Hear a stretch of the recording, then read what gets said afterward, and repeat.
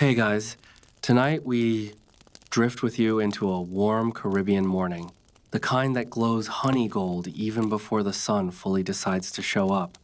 You're standing at the edge of a quiet harbor, hearing the tiniest slap of gentle waves against old wooden pilings, and you're pretty sure your sandals are already getting coated in a delicate layer of salt.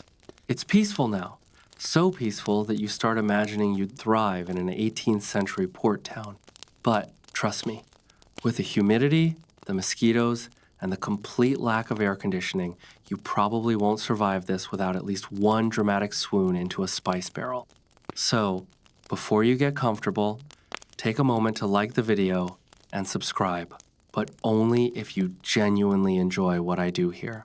If you feel like it, let me know in the comments where you're listening from and what time it is for you right now. I love seeing our little nighttime world stretching across time zones. Now, dim the lights, maybe turn on a fan for that soft background hum, and let's ease into tonight's journey together. You begin by stepping onto the harbor's main dock, the planks soft underfoot from decades of sun and sea. A mild breeze rolls over the water, carrying a whisper of cloves, cinnamon, and something faintly sweet you can't quite name yet. This is the kind of scent that settles into your clothes and refuses to leave, like that one friend at a party who says, "I'll head out in 5 minutes," and is still there 2 hours later. The ledger you're here to examine sits inside a small customs office, a squat wooden structure with a roof that looks like it has survived both storms and questionable carpentry decisions. When you push the door open, it gives a long, low creak. The kind that suggests it takes its job as ambiance provider very seriously. Inside, the dimness is soft, warm, familiar. A single shuttered window lets in a ribbon of light that catches drifting dust motes like tiny dancer pirates twirling through the air. On a table near the back rests the ledger, large, leather-bound, slightly warped on one corner where salt spray once dried unevenly. When you lift it, you feel the weight, not just physical, but historical. Like every page holds someone's half-tired handwriting, their attempts at neatness as they counted the world's fragrant cargo. You open it and find the first entries for the day, labeled in a neat hand with the dates smudged slightly. That smudge tells you something immediately. The harbor clerk probably set the book down too early in the morning, before his coffee, when the ink was still damp. This is your first quirky detail of the night, and you can almost picture him yawning, dipping his quill, and muttering to himself about the sunrise being too bright too early. A complaint as universal then as now. The mainstream historical fact comes in gently. Caribbean spice records like this one often mixed imported goods with local ones, reflecting a bustling, diverse trade network built on regional production and transoceanic exchange. Cinnamon, cloves, ginger, pepper. Some arrived from afar, others grew closer to home than you'd expect. As you lean closer, you notice a faint crust of dried salt on the ledger's bottom edge. It isn't harmful, just a reminder that this book once lived mere feet from the sea. The office probably left its shutters open a bit too often, letting in the warm wind and spray. That detail also nudges in a fringe tidbit. Some harbor clerks were known to intentionally leave ledgers out to soak the binding lightly, believing oddly that a salty edge discouraged bookworms. Historians still argue whether that was practical wisdom or just a sailor's myth that got out of hand. You trace your finger along the first neat lines that list cinnamon bundles 3 gratis, arrived at dawn, mildtid. It's so quietly poetic you almost wonder if the clerk fancied himself a writer. The description of mild tide isn't necessary for accounting, but it gives the page a softness, as though the spices themselves bobbed ashore in rhythm with nature's gentler moods. The sensory details pull you in. You can almost feel the coolness of the inked words beneath your fingertips, the slight drag where the quill pressed too firmly. Outside, gulls cry lazily, sounding like they're half asleep themselves. A cart wheels by, its wooden rims making that familiar, rhythmic bumping that would drive you wild if you lived here full time, but right now, it's oddly calming. As you keep reading, one entry makes you pause. One crate delayed blamed on an overly conversational navigator. You can't help smiling. You imagine a sailor chatting away, missing his docking time because he was telling a long, winding story about a fishing trip where the fish may or may not have existed. This is your first light joke moment, and you can practically hear the clerk sighing while writing it, unsure whether to document the truth or a more respectable excuse. And because everything in these ledgers ties back to larger patterns, you also glimpse the start of a scholarly debate. Historians still argue whether these harbor clerks intended such notes to be humorous or if they represented actual, serious explanations for delays. You suspect a little of both. Humans have always loved slipping personality into paperwork. It might be the only reason some paperwork gets done at all. You close your eyes for a moment, letting the imagined sounds of the harbor settle further. The way the wind hums through the shutters makes a soft, reedy whistle, like someone practicing a flute from 3 blocks away. A donkey brays in the distance, which is less soothing, but you decide to interpret it as part of the general ambiance. The ledger page continues, and you follow it as though you're already drifting into its rhythm. Cinnamon, ginger, cloves all coming in steadily as the morning brightens. The entries are so calm, so methodical, that your breathing begins to match their pace. You even catch a faint doodle in the margin, a tiny sailboat drawn with charmingly uneven lines, probably sketched during a long, dull wait for the next shipment. This first section ends with you flipping the page, hearing that satisfying, whispery sweep of paper. Ahead, countless more entries wait, each offering small surprises, tiny jokes, odd symbols, and scents you can almost breathe in across time. You let the page settle softly against the binding, and your hands glide to the next sheet thicker than expected, edges slightly feathered from humidity. The header reads simply, Cinnamon Tallies and Crates. You can feel the shift in the morning air as you imagine yourself stepping back outside for a moment, the sun now higher, warming your shoulders in that gentle but not quite gentle tropical way that makes you question every dark shirt you've ever owned. But you return to the ledger quickly, because the cinnamon entries in this section are surprisingly charming for something that should, by all rights, be mind-numbingly bureaucratic. You slide your finger toward the first line. Cinnamon 12 crates, counted twice due to an over-eager assistant. And you pause because that's delightful. You picture the assistant hovering nearby, quill at the ready, determined to impress. Maybe he made a big show out of saying, I think we should verify, like he invented the concept of double-checking. You can practically hear him clearing his throat every 5 minutes just to remind the room he's still being very responsible. You smile at the mental image and let out a quiet breath, letting the cinnamon section pull you deeper into its warm, spicy calm. You notice something else.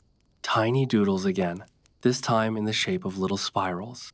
They sit beside the cinnamon lines as if the clerk grew bored of writing crates and decided he deserved a creative break. One of the spirals morphs halfway into what looks suspiciously like a snail, though that could just be your sleep-softening imagination. The fringe detail here is that some port clerks were known, according to a handful of lightly regarded local accounts, to mark cinnamon shipments with spirals to indicate freshness, believing the spiral symbol represented something eternally fragrant. Historians still argue whether these scribbles were actually symbolic or simply the result of a clerk killing time on a slow Tuesday. A mainstream historical detail keeps the scene anchored. Cinnamon was often repacked upon arrival in Caribbean ports, getting redistributed to neighboring islands or reloaded into ships crossing the Atlantic. That meant the clerks had to track not only what came in, but what left again, sometimes on the very same afternoon. No wonder the assistant was eagerly double-counting everything. It was probably easier to get something wrong than right in the swirl of arrivals. As you read further, one line catches your eye because it leans melodramatic. 3 crates slightly damp blame the morning fog. You imagine the clerk writing slightly damp with the gravitas of someone reporting a minor tragedy. You can't help thinking, if morning fog is the biggest crisis in your book, you are living your best possible life. That's your first light joke of this section, and it slips into your mind like warm air into an open window. The cinnamon crates themselves come into focus. You picture them stacked along the harbor wall, pale wood tied with coarse rope. When the workers pry open the lids, that sharp, sweet fragrance escapes, mingling with the scent of warm seawater. You might even wrinkle your nose at the intensity for a moment. Cinnamon at full strength is no joke. If this ledger had smell-o-vision, you'd probably get a sugar-craving spike that would ruin your sleep entirely. A second quirky entry peeks out in the margin, a doodled stick figure holding what appears to be an oversized spoon. The clerk wrote beneath it, "To stir the morning mood." You don't know whether that's supposed to be literal or metaphorical, but it's oddly comforting. Maybe he imagined himself brewing a giant pot of cinnamon tea big enough for the whole harbor. You also consider that this might simply be the 18th century equivalent of a bored office worker drawing a little man pushing a boulder during a slow afternoon meeting. You settle deeper into the narrative, letting your shoulders drop as you picture the office door half open again, the flap of its hinges responding to the lightest breeze. From outside comes the rolling sound of barrels being shifted slow, steady, rhythmic. Even the gulls seem more awake now, their caws brighter, sharper, but still softened by distance. A sailor stumbles past the window frame, carrying a bundle of rope, humming a tune so off-key that it's almost impressive. You assume he woke up earlier than he wanted to. Maybe he's the overeager assistant grown into an under-enthused adult. Your eyes drift to the ledger line. Assistant insisted on counting crate lids separately disallowed. You laugh quietly, just once. There's the second light joke. You imagine the clerk editing the assistant's efforts with the same energy teachers use when crossing out a student's attempt to get extra credit for unassigned work. It's here that the scholarly debate requirement slips back into the room. Historians still argue whether clerks standardize measurements across different islands or if each harbor had its own slightly chaotic system. Some insist the cinnamon crates labeled full varied dramatically based on who filled them, how much they liked their boss, or whether they were racing to beat the incoming tide. Others argue that clerks had unofficial rules everyone followed. Looking at the inconsistencies in the ledger, you suspect both groups might be a little right and also slightly wrong. Near the bottom of the page, a longer note appears. Crates shifted during unloading, count unaffected. But the handwriting is looser here, like the clerk wrote it with one elbow on the desk and the other arm reaching for something off-page, maybe a cup of thick, overly sweetened coffee.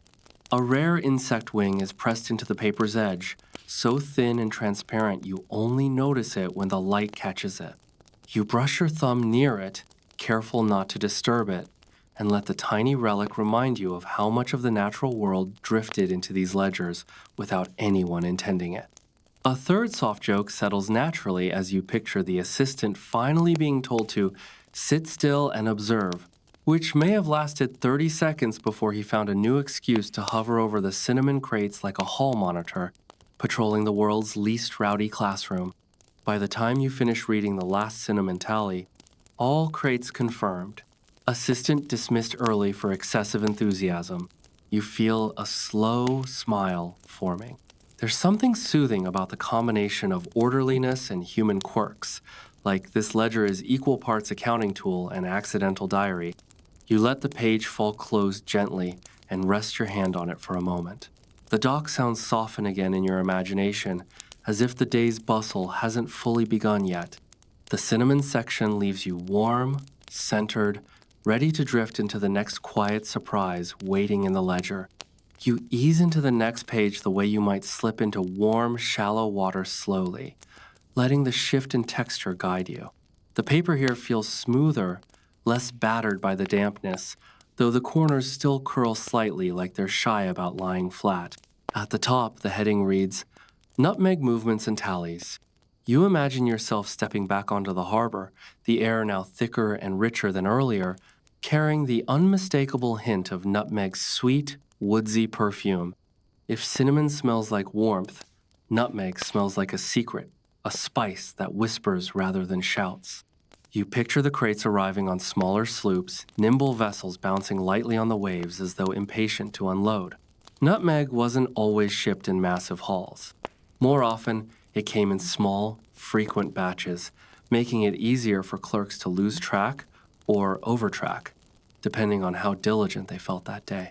And as you trace your eyes down the first lines of the ledger, you see that same dance of diligence play out on the page.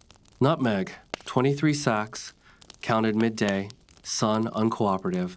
You chuckle softly. Not because the son's behavior can truly hinder inventory, but because you can imagine the clerk squinting dramatically, shading his eyes with one hand while trying to write with the other. It has big, "this is not my ideal work environment" energy. Your first light joke slips in naturally. You think to yourself that if the son really could choose to be uncooperative, it would probably do so out of pure spite, like a toddler refusing to nap. A mainstream historical fact drifts into your thoughts. Nutmeg was among the most valuable spices of the early modern era, prized not only for cooking, but for its alleged medicinal uses. People believed it soothed the stomach, protected against disease, and if consumed in suspiciously large quantities might open the foggy chambers of the mind.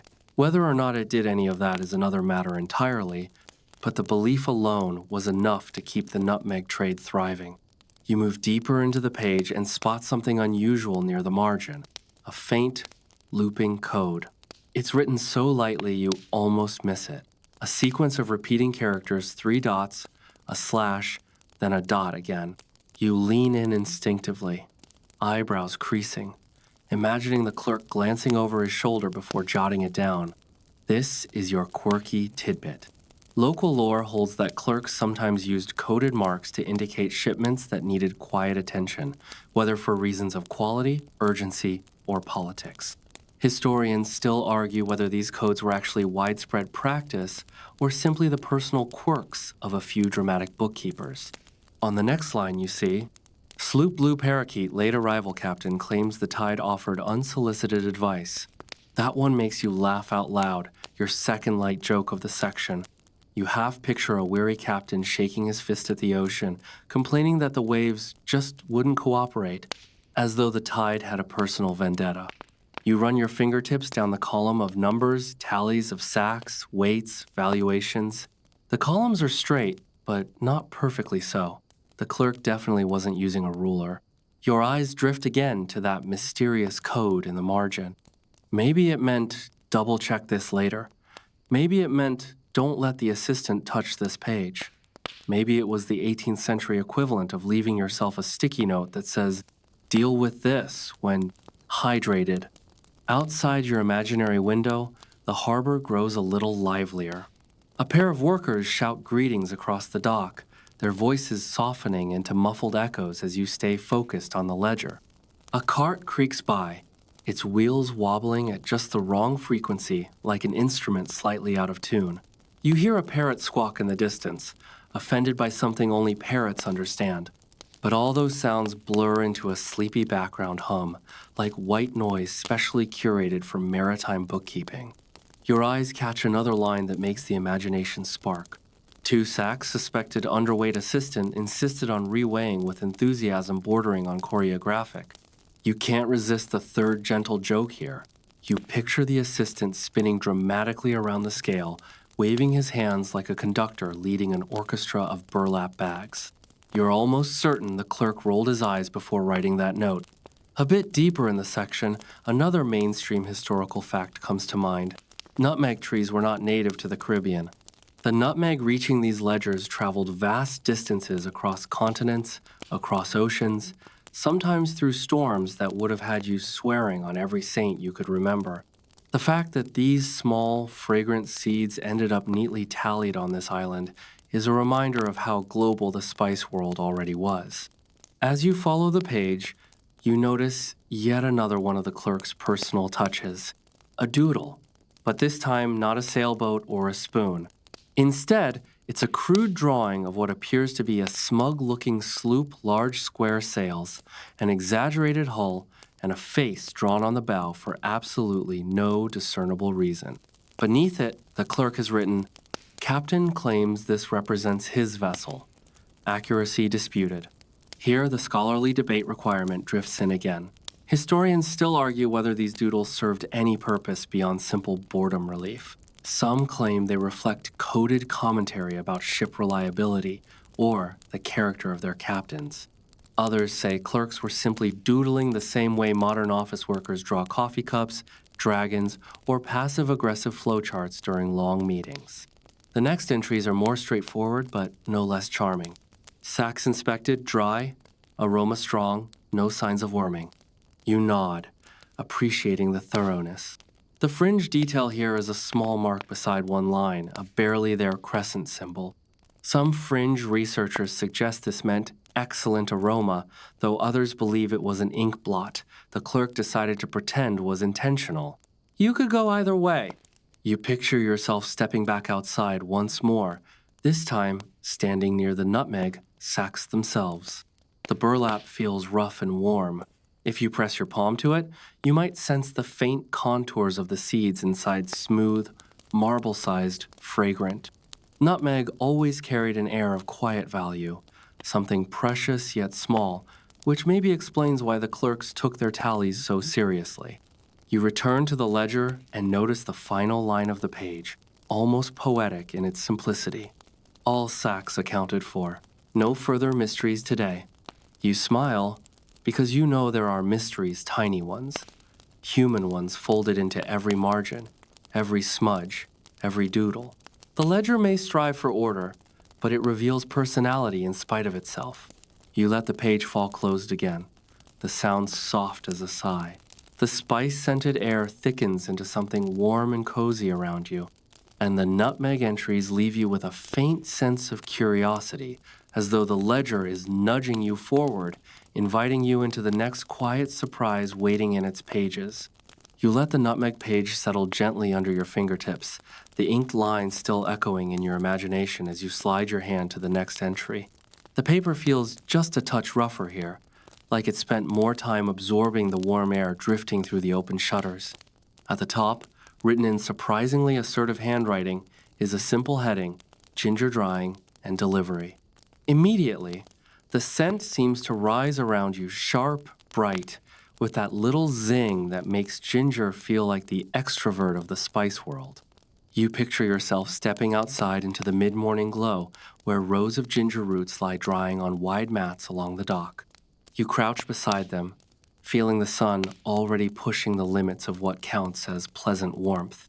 The workers nearby move with that slow determination of people resigned to the weather's stubbornness.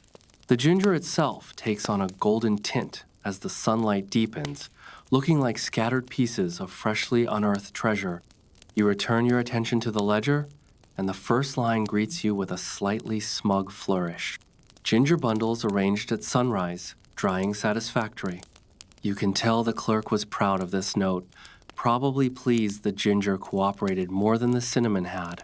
You imagine him adjusting his posture, maybe even treating himself to an extra sip of that thick, syrupy morning coffee.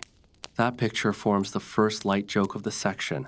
You imagine him whispering, "Finally, a spice that doesn't argue with me." A mainstream historical fact folds smoothly into your awareness. Ginger cultivation had spread widely across tropical regions by the 18th century, and Caribbean islands became reliable producers, exporting the aromatic roots to ports across the Atlantic world. This ledger reflects that shift ginger didn't always come from somewhere distant. Sometimes it arrived fresh from a field barely a mile inland, carried to the docks in woven baskets still dusted with soil. As you read further, your eyes catch a small line written with a noticeably different hand, larger letters, slightly uneven. Bundles momentarily disturbed by goat. You pause, smile, and let the image bloom. A stray goat wandering across the dock, nudging a carefully arranged line of ginger bundles with absolutely no shame. Workers shouting at it half-heartedly, the goat ignoring them with the confidence only goats possess. This functions as your quirky tidbit, because a handful of local stories insist that livestock occasionally roamed artisan drying areas, prompting clerks to note the interruptions with exasperated precision. Historians still argue whether these dock goats were genuinely common or merely the product of exaggerated island humor. You skim further down the list of tallies, neat rows of numbers, all carefully aligned, though the spacing inconsistencies tell you the clerk probably shifted his elbow halfway through. Then you notice a curious signature at the bottom of the column. Not quite a signature. Exactly, it looks like the clerk attempted a flourish, got halfway through, and simply stopped. The last curve of the ink drifts off like a half-forgotten thought. There's a quiet, scholarly debate tied to this moment. Some historians believe inconsistent signatures in spice ledgers reflect multiple clerks working shifts, while others argue that the same clerk adjusted his handwriting based on mood, humidity, and quill quality. And humidity would absolutely influence handwriting here. You imagine the ink threatening to bead and run in the heavy air, turning neat loops into accidental blobs. Your eyes fall to the next entry. One bundle unaccounted for. Assistant insists it evaporated. That earns your second light joke because unless Ginger suddenly decides to ascend into the atmosphere like some enlightened root, the assistant was clearly having a moment. You picture him standing with arms crossed, insisting the evidence supports his theory, while the clerk silently writes, "Unlikely," in the margin. You imagine the assistant's earlier dramatics, his tendency to hover around cinnamon crates and nutmeg sacks. If anything truly evaporated, it was his patience after being dismissed early 2 sections ago. You're beginning to see the assistant as your unofficial co-narrator exaggerating, fussing, and accidentally adding charm to the otherwise routine documentation. Back outside, the dock sounds swell once again. Workers shuffle across planks. A cart rolls slowly by, carrying fresh ginger in woven baskets. The air tastes a little sharper here, as though ginger's spicy brightness infuses even the breeze. Someone sneezes loudly nearby, one of those deep, sudden sneezes that startle everyone in a 10-foot radius. You imagine the clerk jumping at the noise, his quill jerking just enough to create that odd blot on the corner of the page. Turning back to the ledger, you find another unusual note. Ginger roots sorted by shape per captain's request. You blink. Sorted by shape? Long roots here, stubby roots there, twisty ones in a special pile. This is your fringe detail. Some captains believed certain root shapes brought better luck at sea, especially during seasons of unpredictable weather. Historians still argue whether this practice held genuine maritime significance or if it was just one captain being exceptionally superstitious. You move down the page and find a miniature sketch, this one far more intentional than the stick figure spoon from earlier. Here, the clerk has doodled a ginger root with arms and legs, marching across the margin like a proud little mascot. Beneath it, in tiny script, he's written, "Root officer on patrol." The simplicity of this makes you smile, and it also gives you the perfect setup for the third light joke. You picture the assistant saluting the doodle, fully committed to the bit. As you drift deeper into the section, the smell of imagined ginger becomes warmer, sweeter, filling the space around you. You picture yourself sitting beside the drying mats now, feeling the sun heating the wooden dock beneath your legs. Ginger roots crackle slightly as they dry little pops of sound that might almost be mistaken for someone gently snapping twigs. On the ledger page, the concluding line reads, "All bundles accounted for." Drying continues. Signature disputed. You tilt your head at that last part. Signature disputed? Was the clerk teasing someone? Was the assistant trying to sign off in a fit of misplaced confidence? Or was the humidity once again turning a perfectly respectable flourish into a blot? The debate lingers as you place your hand on the ledger once more. The ginger entries have a warmth to them sunlit, slightly chaotic, filled with personality. And from here, the story continues to unravel in a steady, quiet drift. You turn the page, feeling the faint scratch of paper, ready for whatever the ledger offers next. You settle into the next page with the comfort of a familiar rhythm, letting your fingers brush along the slightly warped edge. The heading announces, "Cloves, Inventory, and Notes." Immediately, the air of your imaginary harbor seems to shift, heavier, spicier, carrying the subtle, almost smoky aroma of cloves. You inhale deeply and picture yourself kneeling beside the newly arrived crates, the wood of their boxes faintly perfumed by the tiny, fragrant buds within.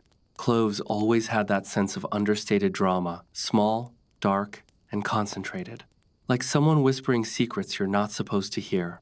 The first line you read reflects that seriousness with an unexpectedly human touch.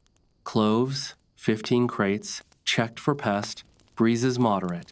Your eyes linger on the phrase breezes moderate, and you can't help imagining the clerk frowning at the wind as though it might willfully misalign the crates. You smile quietly at the thought, a soft, private joke forming. Apparently, even the wind had a say in bookkeeping back then. A mainstream historical fact eases into the narrative. Cloves were imported from islands in the East Indies, often passing through multiple ports before finally reaching the Caribbean.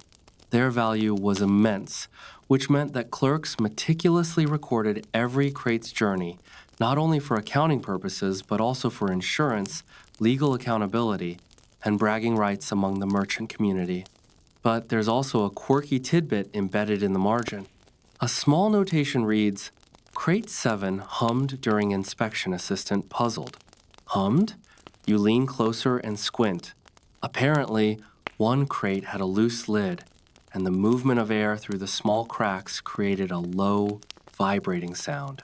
You picture the assistant tilting his head, hands clasped behind his back, listening intently to the unexpected music of the shipment. Historians still argue whether these kinds of marginal notes were taken seriously, or if clerks simply enjoyed documenting their daily moments of absurdity. You follow the numerical entries, 15, 15, 15. Neat, repetitive, almost hypnotic. And then you see a small line scrawled in tighter script. Captain disputes Crate 9's count claims last night's tide rearranged contents. You suppress a chuckle, your second light joke of the section. The tide is now a participant in inventory, an unseen helper or saboteur. You imagine the clerk rolling his eyes, quill poised, debating whether to record this as fact or fiction. Probably a little of both. Looking closer, you notice a small flourish, a spiral ending in a dot beside the crate number. This is a fringe detail you can't ignore. Some clerks marked crates in this way to signify they had been double-checked or held extra quality. Others argue that it was a sort of personal signature, a habit as mundane as doodling in a modern notebook. Historians still argue whether such marks were standard across ports or merely the idiosyncratic flourishes of a single industrious clerk. The page seems to breathe as you continue down the entries. Each line is punctuated by tiny human touches. A lightly exaggerated comment about an overzealous assistant, a sideways comment about the crate's smell, even a sketch of a clove bush that looks remarkably like a starburst. You let your imagination drift into these minor details, feeling yourself sink deeper into the tranquil, gently humorous world the ledger provides. Outside, the harbor continues its low hum. Workers shift crates slowly, deliberately, almost in time with the rhythmic waves against the dock. The gulls, previously sleepy, circle lazily overhead. Somewhere a parrot squawks, perhaps in protest over the repetitive nature of record-keeping, or maybe just because it enjoys the sound of its own voice. The ambient sounds mix with the imagined fragrance of cloves, creating a sensory cocoon around you. You read another margin note. One crate temporarily misplaced found under clerk's hat. You laugh softly again, the third gentle joke of this section. You imagine a distracted clerk juggling several entries while absent-mindedly using his hat as a makeshift resting place for a crate. Perhaps he intended to move it later, or perhaps it was a whimsical moment of exhaustion the ledger doesn't specify. Then comes a subtle scholarly debate woven directly into the text. Historians still argue whether these misplaced crates were genuine incidents or clerks' light-hearted exaggerations meant to entertain themselves during long, monotonous hours. Given the pattern of whimsical marginalia elsewhere, you lean toward the latter, but the possibility of actual disarray is almost equally charming. As you near the bottom of the page, another line draws your attention. Inspection complete. Aroma robust. Crates sealed. Assistant relieved. You picture the assistant visibly relaxing, perhaps bowing slightly to the imagined authority of the cloves themselves. The sense of calm resolution wraps around you, the page gently lulling your attention with its rhythm of order, minor absurdities, and small victories. Finally, you close the page softly, savoring the quiet satisfaction of orderly accounting interspersed with human quirks. The clove section leaves you with a subtle warmth, the mixture of meticulous record-keeping, faint humor, and lingering fragrance forming a delicate bridge to the next chapter of your ledger journey. You can almost hear the soft scrape of quill against paper as the clerk moves forward, ever diligent, ever slightly whimsical. You ease the ledger open to the next page, the leather cover sighing softly, as though relieved to reveal another quiet corner of the harbor's spice world. The heading is understated but commanding, Mace Roots and Records. You lean in and imagine standing on the sun-warmed dock, the air scented faintly with Mace's delicate nutmeg-adjacent fragrance. It's softer than cinnamon or cloves, more subtle, a whisper of spice that promises complexity without announcing itself too loudly. You tilt your head, imagining the bundles being carried carefully from small carts onto sloops, each one tied with twine and labeled with faintly weary handwriting. The first line captures the clerk's steady attention to detail. Mace, 8 bundles. Cross, checked. Destination confirmed Port Royal. You imagine the clerk pausing at the end of this line, leaning back with satisfaction. Perhaps he's imagined himself as a conductor orchestrating the symphony of maritime trade. Or maybe he simply allowed himself a brief glance at the tropical sun spilling in through the half-open shutters. You let this moment become your first soft joke. The clerk, imagining himself a maestro of mace, and failing just slightly at maintaining gravitas. A mainstream historical fact drifts into your awareness. Mace is the lacy outer covering of the nutmeg seed, prized in the 18th century not only for flavor, but for its use in medicinal remedies and perfumes. It traveled separately from nutmeg, requiring careful handling because it is more delicate and prone to moisture damage. In other words, the clerk's concern about cross-checking every bundle was entirely justified, even if a bit ceremonious. Your eyes catch an unusual spiral drawn along the margin, ending in a dot that almost looks like a punctuation mark gone rogue. This is your quirky tidbit. Some clerks marked special bundles of mace with spirals to indicate either priority shipment or unusual freshness. Historians still argue whether these marks were practical symbols or simply idle doodles created during slow afternoons of counting and smelling the air for subtle aromas. A line further down evokes the quiet charm of small mishaps. Bundle 5 misplaced en route, found beneath crates of nutmeg. You can't help smiling. The assistant is involved again this time, apparently trailing his own personal chaos. You picture him crawling under crates, muttering apologies to the spices themselves, while the clerk patiently records every detail, treating the minor disorder with the solemnity of a grand legal case. The next few entries are straightforward but somehow soothing. Quantities tallied, destinations recorded, minor annotations about shipment conditions. And then your eye lands on a particularly intriguing line, Bundle 2 marked with spiral reason unknown. You lean closer, imagining the clerk scratching his head over the same mystery. Perhaps it indicated that the bundle was exceptionally fragrant. Perhaps it had survived a rough voyage without cracking. Or perhaps it was merely the clerk's whimsy, a tiny signature of his personality pressed into the ledger. Historians still argue whether such symbols had any standardized meaning, or if each clerk developed a private code for their own amusement. Outside, the harbor scene continues with its measured rhythm. A small sloop rocks gently against the mooring, a soft creaking that blends seamlessly with the distant laughter of workers and the occasional squawk of a parrot. You imagine the sun inching higher, casting long shadows across the dock and glinting off the smooth surfaces of carefully stacked crates. The mace itself, encased in its bundles, seems almost alive with potential ready to embark on its journey across waves and through bustling marketplaces. You notice another tiny flourish in the margin, a little arrow pointing to the Bundle 8 line, accompanied by a dot that might indicate inspection completed. Fringe accounts suggest that such arrows sometimes highlighted items of special quality or importance. Other scholars argue they were simply clerks' habits, marks made out of boredom or mild artistic impulse. Either way, the symbol adds a layer of personality to otherwise dry accounting, an invitation to appreciate the human touch behind each entry. A line further down captures the subtle humor of the page. Assistant insists bundle 7 smells like morning dew dismissed.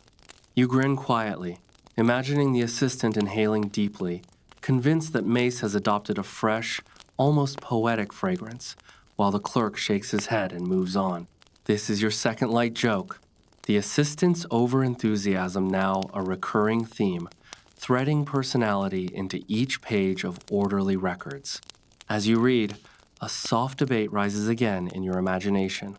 Historians still argue whether assistant exaggerations like these were genuine misjudgments or whether they were recorded intentionally to amuse future readers. You, of course, choose to believe in the latter. There's a quiet joy in picturing a clerk chuckling to himself as he writes, sprinkling the ledger with tiny details meant to delight no one but himself, and maybe, now, you. Finally, the page draws to a neat close. All bundles verified. Spiral remains unexplained. Assistant allowed brief respite. You allow yourself a slow exhale, imagining the assistant leaning back, finally satisfied, or at least momentarily content. The Mace page leaves you with a subtle sense of rhythm, a gentle cadence of numbers, quirks, and small moments of levity that push you forward to the next fragrant surprise the ledger holds. You turn the page carefully, letting the spine creak in that slow, satisfying way, and find yourself facing the heading, Pepper Nighttime Tallies. Instantly, your imagination drifts to the quiet harbor under a soft, moonlit sky. You picture yourself standing on the docks as the water shimmers silver, reflecting lantern light from the sparsely lit warehouse windows. The air is cooler now, but still carrying a faint spice tang a mix of residual cinnamon, nutmeg, and now pepper's earthy sharpness. Night has softened the chaos of the day, turning carts, barrels, and workers into hushed silhouettes moving in gentle rhythm. The first line reads, Pepper, 1906, counter at dusk, lanterns flickering. You imagine the clerk squinting, squirming under the uncertain glow of oil lamps, trying not to spill ink while keeping numbers precise. It's the kind of scene that almost invites a soft, private laugh. The idea of meticulous record-keeping under shaky light, quills trembling, shadows dancing like mischievous spirits. Your first gentle joke emerges here. You picture the assistant attempting to count in total darkness, relying on sheer determination and the occasional whispered guess. A mainstream historical fact drifts into the narrative. Pepper was among the most heavily traded spices in the 18th century, often shipped in smaller, frequent lots because of its high value and susceptibility to moisture damage. Caribbean ports sometimes served as redistribution hubs, so nightly tallies ensured nothing went astray between arrival and the next vessel's departure. Accuracy was critical, even under moonlight. Your eyes catch a small, marginal note written in a particularly delicate hand. Sac, 7 suspected missing. Lantern shadows misleading. You lean in closer. This is your quirky tidbit, the subtle human imperfection of working at night. Some clerks noted missing or misplaced sacks in a way that hints at the absurdity of accounting by dim light. Historians still argue whether such nighttime discrepancies were a genuine problem or merely excuses for human error when the office had little else to do. As you follow the entries, you notice a faint spiral beside Sack 13, reminiscent of the ones in earlier sections. Perhaps it indicated bundles that required extra scrutiny, or maybe it was simply a habit of the clerk when fatigue set in. You imagine the same clerk whose hands had danced through nutmeg and mace entries, now carefully drawing spirals by lantern glow, half awake, half inspired. A line further down makes you chuckle. Assistant insists Sack 12 smells wrong, reviewed by Sniff Test. That's your second light joke for this section. You picture the assistant leaning in with exaggerated seriousness, inhaling deeply, while the clerk sighs and makes a neat mark indicating the matter settled. Pepper is pepper, after all. It's a small scene, but it speaks to human personality threading itself into otherwise dry records. A subtle scholarly debate rises in your mind. Historians still argue whether such whimsical sniff tests were widespread or limited to a few idiosyncratic clerks. You imagine leaning over a stack of ledgers, tracing the faint lines, and thinking perhaps it doesn't matter. The charm lies in imagining these small, tactile, human moments embedded in centuries-old paper. Outside, you hear the imagined creak of barrels rolling and the quiet flap of sails on the moored sloops. The moonlight glances off wet planks, turning each grain of wood into a miniature silver river. A distant parrot screeches as if voicing its disapproval of the night's meticulous order, and you imagine the clerk smiling despite the interruption. The sensory environment, soft, subtle, and rhythmic, feels almost hypnotic, coaxing your mind into gentle attention. Another curious note appears mid-page. Sack 15 lightly disturbed likely cat, possibly assistant. You grin at the ambiguity, your third soft joke of the section. The ledger never tells you which culprit is responsible. The uncertainty allows your imagination to wander freely. You picture a mischievous feline slipping silently among the crates, tail high, or the ever-dramatic assistant tiptoeing awkwardly between barrels. Either scenario seems plausible and endearingly human. The page continues with tidy rows of numbers, lantern-lit annotations, and subtle indicators of bundle quality. Fine aroma, dry, sealed. The rhythm of counting pepper is surprisingly soothing, the repetition of numbers forming a quiet cadence. You trace the columns with your finger, noting how even minor inconsistencies, a blot, a slight curve, and a numeral become intimate whispers from a clerk long gone. At the bottom, a final line reads, "All sacks verified, lanterns extinguished, night's tally complete." You lean back slightly, imagining the clerk stretching, yawning, and perhaps glancing out toward the moonlit harbor before finally retiring to whatever quarters await him. The pepper entries leave you with a gentle sense of closure for the night shift order maintained, small quirks preserved, a rhythm established that will carry forward into the next day's work. You sense that the ledger is not only a tool, but a repository of small, personal histories, each page a quiet witness to the blend of duty and whimsy. The scent of imagined pepper lingers faintly in the air around you. You take a slow, deliberate breath, letting your mind settle, prepared for the next aromatic chapter, cacao, mingling mysteriously with rum, waiting to reveal its own soft surprises. The ledger opens to the next page with the comforting scrape of aged paper, cacao bundles, and rum notes. Instantly, the air around you seems heavier, richer, as though the imagined scent of roasted cacao beans has infused every plank of the harbor. You picture yourself standing beside stacked crates of deep brown beans, their faint bitterness mixing with the sweet tang of nearby rum barrels. There's a subtle warmth in the aroma that feels almost edible, coaxing a soft smile from you as you lean closer to the page.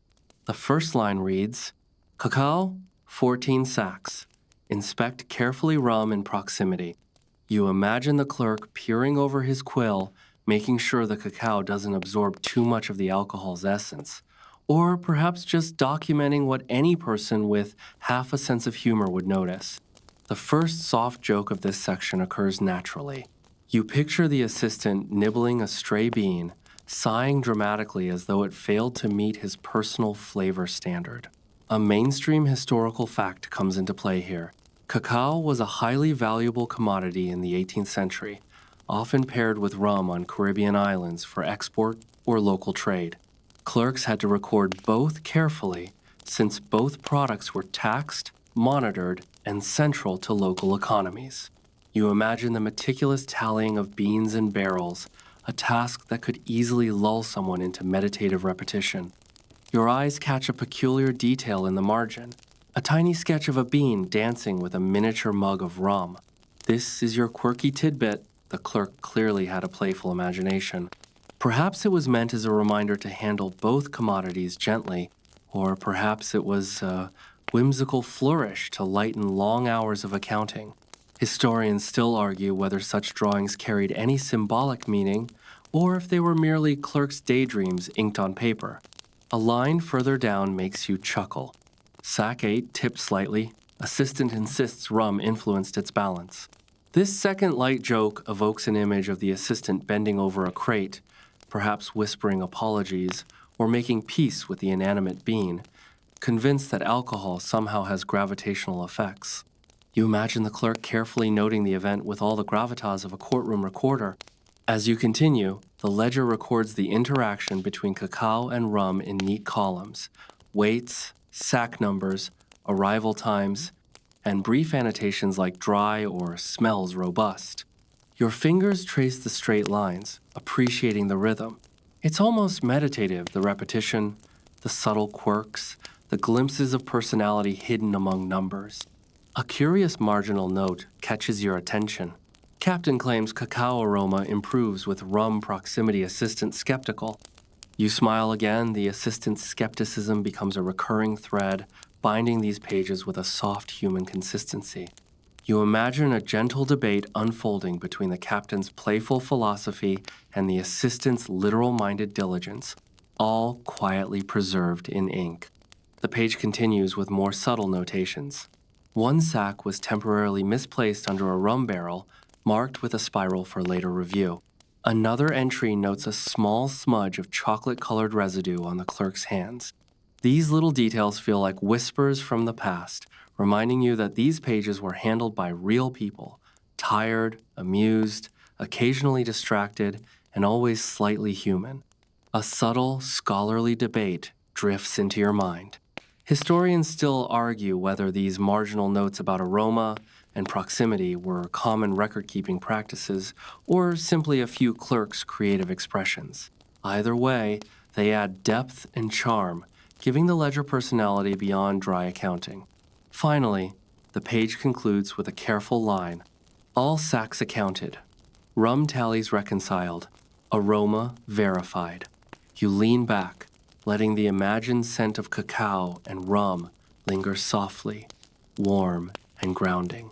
The ledger here, like the spices themselves, feels alive. Not literally, of course, but in the subtle gestures, the sketches, the personality threaded through the careful notation of commerce. You pause for a long breath, preparing to step forward to the next page, where sugar waits with its poetic tide-washed arrivals. You carefully turn the ledger page, and the header greets you with understated elegance, sugar harvests and shipments. Immediately, your imagination drifts to the sun, warmed fields inland, where rows of canes sway lazily in a soft Caribbean breeze. The sweet scent of freshly cut stalks seems to mingle with the salt and spice lingering near the dock. You picture yourself walking between bundles of sugarcane, the sunlight turning each stalk a faint golden hue, dusting your skin lightly with fine sugar particles carried on the wind. The warmth and quiet movement of labor feel hypnotically gentle, as though the world has slowed just enough to allow you to sink into the ledger's rhythm. The first line is precise but full of subtle personality. Sugar, 30 bundles. Inspected at dawn. Moisture, satisfactory. You imagine the clerk squinting at the page, quill poised, a small bead of sweat forming on his brow. The first soft joke appears naturally.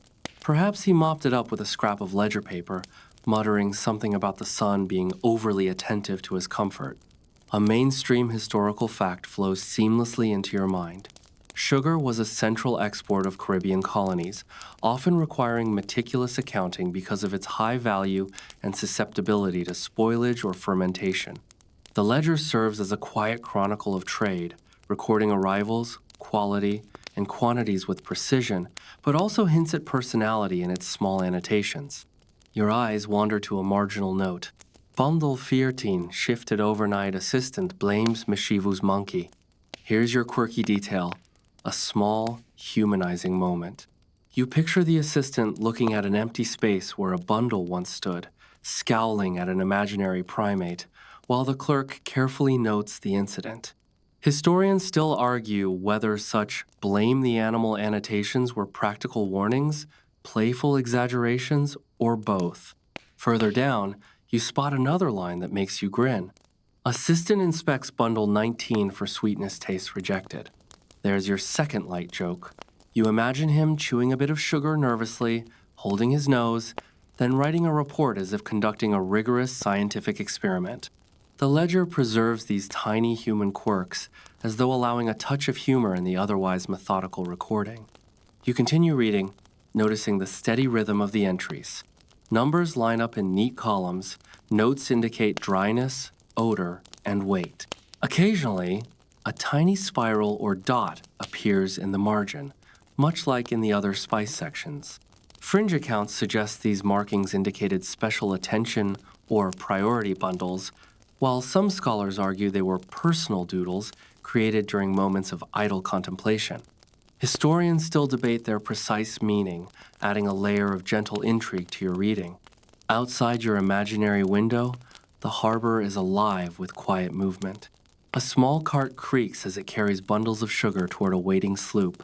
The tide laps lazily against the dock, a soft counterpoint to the distant sound of workers' voices. Somewhere a parrot squawks in protest, perhaps offended by the monotony, perhaps merely enjoying the rhythm of the evening. You let the scene settle in, feeling the repetitive sounds as a gentle accompaniment to the ledger's quiet cadence. A marginal sketch catches your eye, a small sugarcane stalk with tiny feet marching proudly across the page. Beneath it, in neat script, the clerk has written, "Scout bundle on duty." You allow yourself a soft laugh, your third light joke of the section. The image is whimsical, a subtle reminder that even in the most routine record-keeping, small flourishes of humor persist. The ledger continues with additional annotations. Bundles marked "ready for ship," "moisture acceptable," and "weight confirmed." You trace each line with your finger, letting the numbers and notes form a hypnotic rhythm, their steady repetition easing your attention into a calm focus. Finally, the page concludes. All sugar bundles tallied, dispatch scheduled, assistant satisfied temporarily. You exhale slowly, savoring the gentle closure of this page. The sugar section leaves a lingering sweetness, both literal and metaphorical, in your imagination. The ledger's combination of precise accounting, small eccentricities, and human quirks wraps around you like a comforting, quiet blanket, preparing you for the next fragrant adventure. You turn the page with deliberate care, the soft friction of leather and paper a soothing accompaniment to your drifting thoughts. The heading reads, "Vanilla Pods and Peculiarities." Immediately, your mind fills with the faint, warm scent of vanilla beans drying under the sundae. You picture yourself walking among shallow trays of dark, slender pods, the sunlight glinting off their oily surfaces and casting delicate shadows across the dock. There's something calming about the slow pace here, the gentle movement of workers turning pods, the rhythmic scraping of their tools, the soft whispers of the sea mingling with distant calls of seabirds. Vanilla feels like the quietest spice in the ledger, its presence understated yet profoundly comforting. The first line draws you in. Vanilla, 12 bundles, dried adequately, pods flexible. You imagine the clerk leaning over the desk, quill poised with care, noting the precise texture of the pods. The first soft joke appears naturally.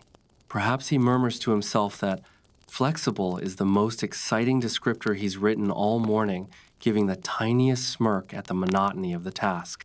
A mainstream historical fact anchors the section. Vanilla cultivation in the Caribbean required intricate labor, including hand pollination of flowers and careful drying of pods. It was a labor-intensive process, and the commodity was highly prized for culinary and aromatic uses.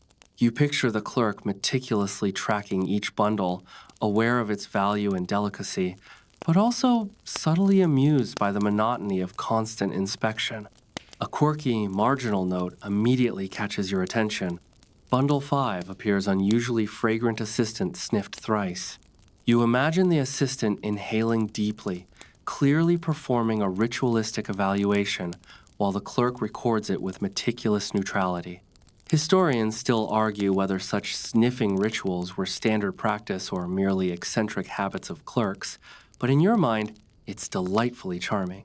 The entries continue, numbers and annotations forming a rhythmic pattern, weights, bundle counts, observations about pod pliability, notes on sunlight exposure. Occasionally, tiny spirals or dots appear in the margins, similar to other spice entries. These may have indicated special attention or high-quality batches. Fringe researchers suggest some markings might represent playful notations by the clerks, small signs of creativity in an otherwise procedural world. Another line brings a gentle smile. Assistant claims bundle 9 resembles a miniature canoe overruled. Your second light joke emerges effortlessly. You picture the assistant crouched over a tray of dark pods, gesturing animatedly, convinced of his observation, while the clerk patiently marks the official record with dry precision. The ledger preserves these subtle bursts of personality, turning routine documentation into a quiet narrative. Outside, the harbor hums softly. A gentle breeze carries the faint vanilla scent from imagined trays of drying pods to the water's edge. Lanterns flicker in preparation for the evening shift, and the rhythmic slap of oars from a small boat approaching the dock becomes part of the ledger's ambient backdrop. You imagine the clerk leaning back, stretching slightly, feeling the soft sway of the sloop against the dock as he continues recording with steady hands. Another marginal annotation adds a touch of whimsy. Pods aligned eastward, sun's blessing implied. You picture the clerk aligning bundles with exaggerated care, pretending each pod might receive its own miniature sunbeam for optimal quality. Historians still debate whether such alignments were purely symbolic or reflected a minor practice of exposure to sunlight during drying. As you read, the entries detail bundle inspections, weight verification, and notes on pod color and softness. A tiny sketch appears in the corner, a bean with arms and a crown marching across the ledger page.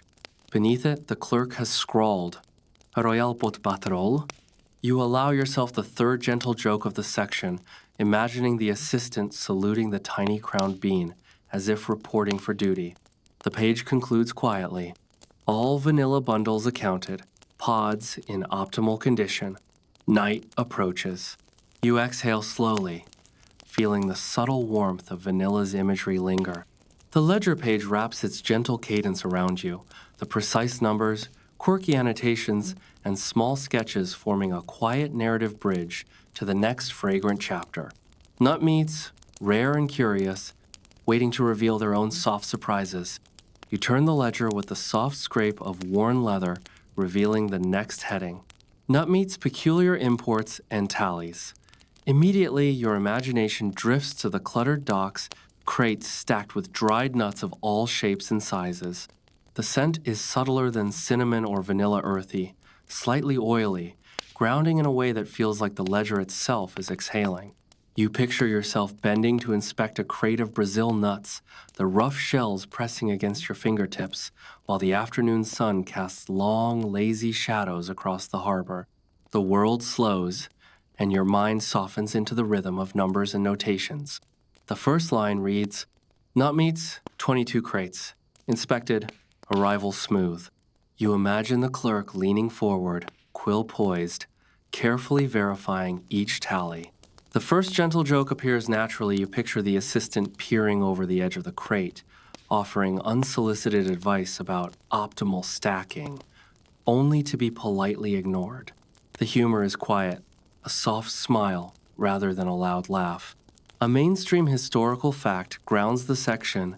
Nut meats, including Brazil nuts, almonds, and cashews, were valuable trade items in the 18th century, imported from South America, Africa, and parts of Asia.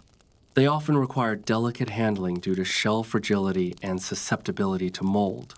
Clerks' meticulous tallies ensured not only financial accuracy, but also the preservation of these small treasures during transit.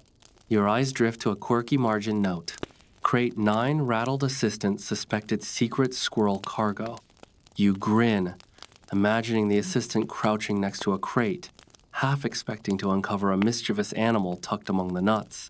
Historians still debate whether such whimsical notes reflect actual incidents or merely clerks' playful exaggerations, yet either possibility adds charm to the otherwise orderly entries. The page continues with rhythmic entries, counts, weights, inspection notes, and subtle signs of human flair. Tiny spirals, dots, and occasionally small sketches pepper the margins, perhaps indicating special attention or just clerks' idle creativity. You imagine the clerk pausing mid-note to doodle a tiny nut wearing a hat, giving life to the page. Another line provokes a quiet chuckle. Assistant attempts to arrange nuts by size, dismissed politely. Here's your second light joke. You picture the assistant kneeling beside crates, measuring each nut as if preparing for a miniature pageant, while the clerk records the official count without comment. The humor is understated, gentle, the kind that softens attention rather than demands it. A subtle scholarly debate emerges in your mind. Historians still argue whether clerks organize nut meat shipments by size or quality, or if these accounts represent the personal eccentricities of a few clerks. The ledger doesn't clarify, leaving the imagination to fill the spaces between the lines. Outside, the harbor hums quietly. Lanterns begin flickering across the docks as the afternoon light wanes, wooden planks creaking under the gentle shuffle of workers and carts. The assistant, now a familiar presence, might be muttering about misplaced nuts, while the clerk records with patient diligence. A faint breeze rustles nearby leaves, carrying the earthy scent of nut meats across the docks, mingling with lingering aromas from cinnamon, ginger, and vanilla. A final note in the margin reads, "All crates accounted. Nuts sturdy. Assistant rewarded with one sample." You smile, imagining the assistant happily nibbling, as if small rewards are the only tangible proof of success in a ledger-heavy world. The nut meat entries leave you grounded, the repetitive rhythms, subtle quirks, and gentle humor forming a calm bridge toward the next page, where peppercorns and other minor spices promise their own quiet surprises. You ease the ledger open again, the leather binding giving a soft, familiar murmur, as though it, too, is settling deeper into the slow rhythm of the afternoon. The next heading rises gently from the page, allspice counts and curious notes. Immediately, the imagined air around you warms, filled with that unmistakable blend that somehow feels like several spices whispering in harmony. Clove, cinnamon, nutmeg, and then allspice itself, stepping forward at the end like the quiet soul who orchestrated the entire ensemble. You picture yourself bending over shallow woven baskets on the dock, each one filled with tiny, dark, round berries that catch the afternoon sun like modest little gems. Workers move around them with a kind of unhurried precision, their gestures soft and deliberate, as though speed might bruise the berries or disturb the fragile calm of the harbor. The ledger mirrors this ease, each line neat, measured, unhurried, as if the clerk believed that handwriting itself could affect the quality of the spice. Your eyes drift to the first neat entry. Allspice, 18 baskets. Verified, aroma consistent. Even without the actual scent, you imagine the clerk lifting a basket slightly, inhaling with subtle professionalism, then nodding once in quiet approval. Meanwhile, the assistant, your long-standing imaginary companion in this slow march through the ledger, leans in for his own assessment, but in your mind's eye, he's sniffing at the basket like a detective trying to determine which berry is hiding vital information. His solemn nod only makes you smile, especially when the clerk writes the note with absolute neutrality, refusing to dignify the assistant's theatrics with so much as a flourish. As you trace the line of ink, a mainstream historical fact arrives gently, without fanfare. Allspice, native to the Caribbean and often called pimento in the 18th century, was prized not just for its flavor, but also for its usefulness in home remedies. It traveled well, stayed potent for long periods, and blended easily with both savory and sweet foods. In a world where so many imported spices were temperamental divas, allspice behaved itself. The clerk, you imagine, appreciated that reliability. A small, quirky margin note catches your attention next. Basket 7 rolled slightly assistant reports Berry Rebellion. You picture it immediately.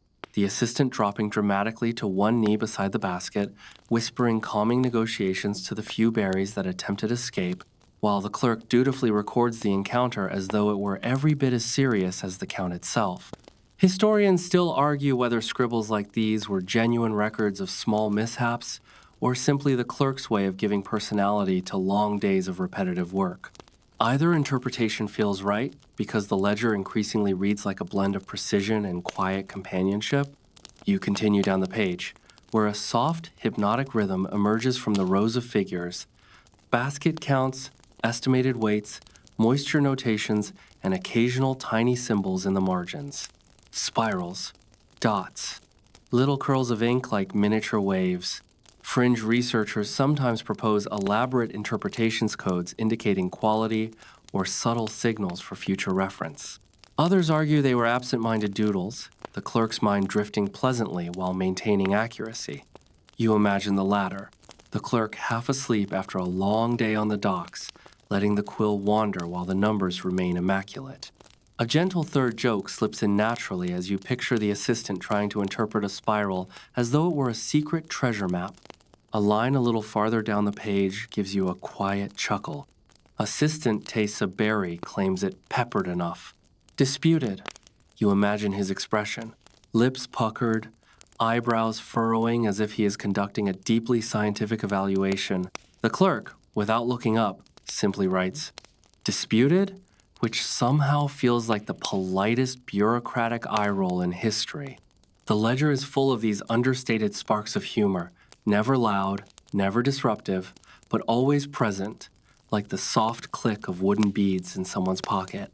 That soft scholarly debate returns once again. Historians still argue whether tasting during inspection was ever part of standard practice. Some suggest it was occasionally done for quality checks.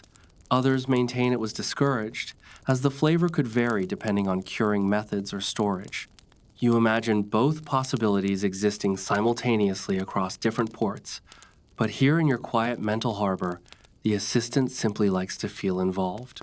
As you keep reading, you feel the harbor settle further into that peaceful, rhythmic quiet that has accompanied so much of the ledger. The water laps gently against the dock, the sound smoothing into the sort of repetitive hush that slowly rocks your thoughts. Wooden boards creak under shifting weight as workers step here and there, moving crates and baskets with the same slow, deliberate care you've been imagining from the start. Gulls call in the distance softly now, their voices drifting rather than slicing through the air. A sloop anchored nearby adjusts slightly in the tide, ropes giving small, rhythmic groans. You sense the assistant muttering to himself about runaway berries, making tiny adjustments to the baskets that likely make no practical difference but contribute greatly to his personal sense of purpose. Through it all, the clerk remains steady, his quill almost meditative in the way it moves. Dip, press, glide, lift. The scent still imagined but vivid in your mind wraps around you. Warm, peppery, slightly sweet. A scent that feels like late afternoon waiting patiently for dusk. You can practically feel the texture of the berries under your fingertips. Firm, dry, lightweight, clicking softly as they shift inside the baskets. Everything about this section of the ledger feels tactile, calm, and balanced. At last, you reach the closing line of the page. All baskets tallied, aroma verified. Assistant awarded small tasting portion. It's such a modest reward, yet so perfectly in character. You imagine the assistant receiving a single berry with great ceremony, nodding gravely as though he has earned some prestigious commendation. The clerk watches him chew with polite patience before turning the page. You let out a slow breath, letting the aroma of allspice fade gently into the background of your thoughts. This section, like so many before it, weaves the small rhythms of daily labor with soft humor and comforting detail. The ledger continues onward, and so do you, ready to drift into the next subtle surprise waiting somewhere further in its pages. You turn the page with a quiet sigh, letting your fingers trace the worn leather as the next heading comes into view. Cinnamon rolls, records, and routines. The imagined air fills with its warm, subtly sweet aroma, mingling faintly with ginger, cloves, and allspice lingering from earlier pages. You picture yourself leaning over a long dockside table, small bundles of cinnamon sticks stacked neatly, their rough bark catching the late afternoon sunlight. There's a comforting rhythm here, the careful tallying of bundles, the soft scrape of quill against paper, and the occasional shuffle of workers moving quietly in the background. The first line reads, "Cinnamon, 20 bundles. Inspected. Moisture satisfactory. You imagine the clerk leaning back slightly, quill poised, appreciating the symmetry of the numbers. Your first soft joke surfaces naturally. Perhaps the assistant is attempting to line the bundles by size and curvature, treating the sticks like miniature log cabins, only to be politely ignored. A mainstream historical fact drifts in. Cinnamon was a valuable export throughout the Caribbean in the 18th century, imported from distant islands such as Ceylon and occasionally interchanged with nearby ports. Its careful handling was crucial, both for flavor preservation and for maintaining market value. The ledger's precise entries reflect this seriousness, while also hinting at personal quirks. Your eyes catch a quirky marginal note. Bundle 12 shifted assistant blames invisible breeze. You grin, imagining the assistant crouched beside the bundle, gesturing at the air as if attempting to reason with unseen forces. Historians still debate whether whimsical annotations like this represent genuine occurrences or clerks' creative storytelling to break the monotony of long workdays. As you read further, neat columns of numbers, weights, and counts establish a steady, hypnotic rhythm. Tiny spirals appear beside select entries, possibly indicating higher quality or priority shipments. Fringe interpretations suggest they might have been doodles made during slow periods, a private amusement for the clerk. Another line brings a quiet chuckle. Assistant tests curl of cinnamon stick result deemed unsatisfactory. Your second gentle joke emerges. You imagine him examining each stick as though it were a complex puzzle, while the clerk maintains perfect composure, recording only the objective result. The ledger preserves both diligence and humor simultaneously, each line a quiet testament to human attention to detail. A subtle scholarly debate surfaces. Historians still argue whether meticulous inspections, including bending or curling of sticks, were standard practice or idiosyncratic habits of certain clerks. Either way, it adds charm and personality to the page. Outside, the harbor hums softly. Workers shuffle crates. A sloop rocks gently against the dock, and the distant clatter of tools blends with the imagined cinnamon scent. You can picture the assistant quietly muttering under his breath while the clerk records each note, a soft rhythm settling around you like a gentle lullaby.